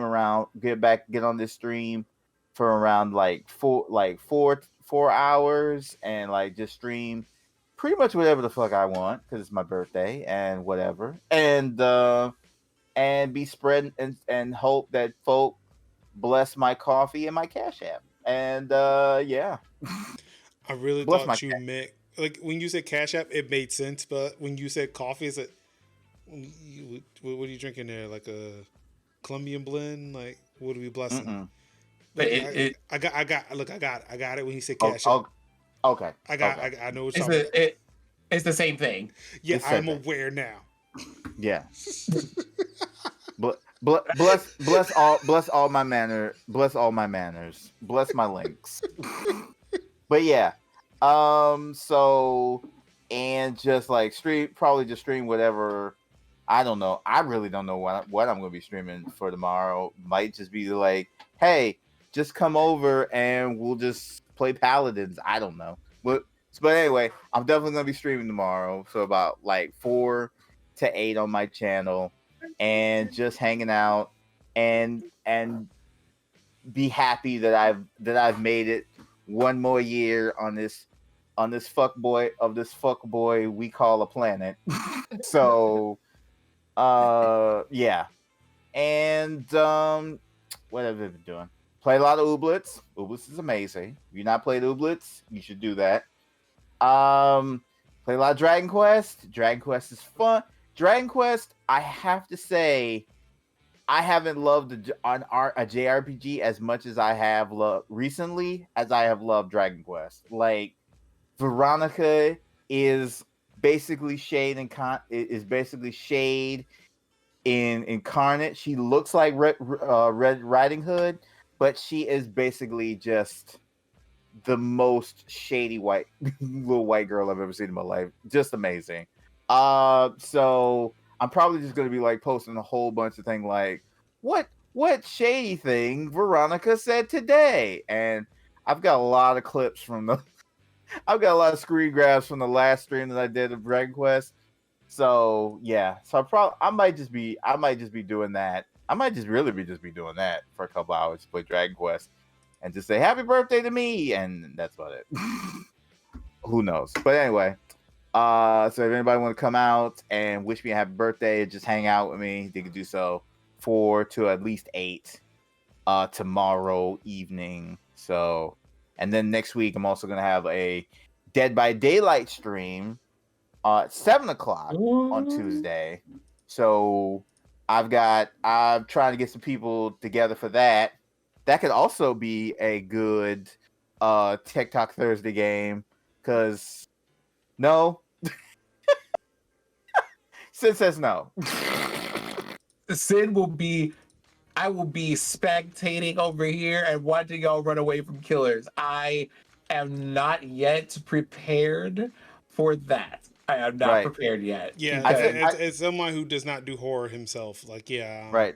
I mean, that's pretty much the closest that I did. That was a sub goal that I was like, hey, if I get 4 subs, then I'll get it. And then lovely Pizza Yeti smashed that sub goal in within the first like 30 minutes of the stream, and I was like, well, I guess I gotta do it. So I've reached out to people. So yeah, I'm reaching out to people. So I've reached out to people and saying like, hey yo, come and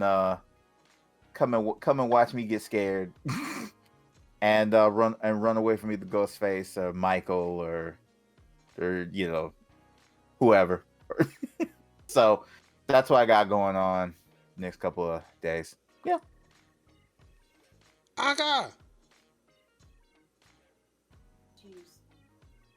She's having issues. Well, what I'm going to be doing is figuring out the screen flickering issue.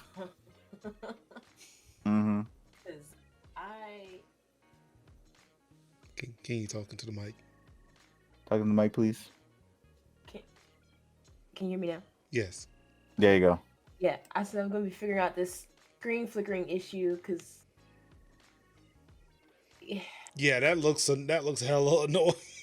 Yeah, that's definitely enough. I would be incensed. Look at this. Sal again. Like, I would be incensed. We're gonna figure this out. Yeah. And we're gonna Google it. We're gonna work it out because yeah. Whew, when I tell you, might be a loose wire. Could be something that is probably a loose wire, bad wire. We're hoping it's bad cables. If it's bad cables, we can fix it. We can replace them. If it's driver issue, probably just reinstall the driver. And if it's something else and beyond that, yeah, we need to figure it out. So, but other than that, I mean, I'm relaunching the support group for my nonprofit. So on Sunday, I think Sunday at 6. Yeah, so that's what I'm gonna be doing on Sunday, and next week got a lot of birthdays to celebrate this weekend. Yes. And next week throughout the end of the month. So yeah, virtually, of course. Yes, we ain't going nowhere. Yeah, if I see you in front of Miles, ma'am, be doing jumping jacks. Mm-hmm. But no, I mean, yeah, I'm just enjoying my computer. I'm making my setup a bit more functional because everything was cramped, and I expanded out this way. So yeah, we're good. Thank y'all again for helping me out because I was about to be again, for all that you do for us, especially for me personally, thank you. Thank you. I appreciate it. I'm glad I can help. Honestly. Appreciate you. All I got. Sin. What you got going on that may or may not involve, trips around the sun and anniversaries of celebrating that therein? I honestly have no idea what you're talking about. What I can tell you is that on Sunday I'm going to be hanging out with Eldritch Crow and Company around 4 p.m. I do believe, and we are going to be playing our second round of beacons in the ether system that they made. So that's going to be fun. And then I'm going to be, come this Tuesday at around 6 p.m. or so Eastern time, I'm going to be on the Roll20 page playing a game. So if you're into tabletop games, you want to find me playing tabletop games, see my face while I'm playing tabletop games, those are the two places that y'all can find me.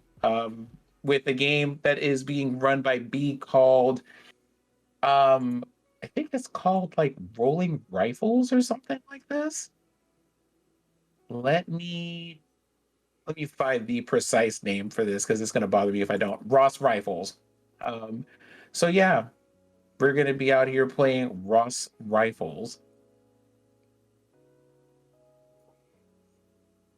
Okay. Look at me being a whole nerd. Nerd, being a nerd is the way to go.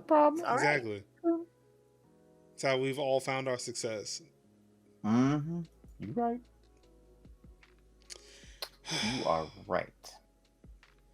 So let's see, for me, yeah, I've got content coming out slowly and surely because of the fact that, on top, not only is it my birthday, it is also the 1 year, we're closing on the 1 year anniversary that I've lost my drone, Major Drone. I miss it dearly. It flew away in a snowstorm because I flew it up way too high and it just could not handle the winds. It's now prompted me to, look at things. I don't know, like weather stations, so I can see how fast the wind is blowing. But I don't know why I would do a thing like that. I mean, it's not like there's another drone that's currently in this house that I would want to protect from blowing away. So yeah, content's coming out. Eventually, I'm gonna get through a whole week of video game streams without being exhausted for one thing or another. But hey, at least we're getting Yakuza 0 1 day a week, and I'm happy with that. Got to Majima, so it's really good on that. I'm trying to think, is there anything else? Oh, so yeah, an awesome thing happened last week, and it's slowly coming to fruition. I have been nominated to be on the board of directors for a organization called LandFest. So I have an interview with one of the guy with I think the head guy tomorrow to see kind of like to learn more about what they do, because I can give you tangential information but not at all accurate. Try to get more. I can get more information. They can kind of get to know me a little bit better and see if I'll be a fit. And then I can find out when elections are. Whether or not I make it or not, it's okay. I'm fine. I'm just thankful that somebody did think of me. Like it was a coworker that I've met when I first started working at Red Hat as a contractor, who I met again at my old job, and we stayed in touch. He's known me for my video game and my charity work, and this is kind of what they do, doing like video game charity events. So hopefully it'll be a good fit. Like I've discussed before, like, look, I'm not going to sit there and water myself down to try to get a position. Because, got all these white folks out here doing the absolute worst and getting the absolute most. So take me for who I am. I'm just gonna put that out there. But yeah, I hope everything works out. I'm really excited, really thankful to be even considered for any of this. So, yeah, fingers crossed. Things work out.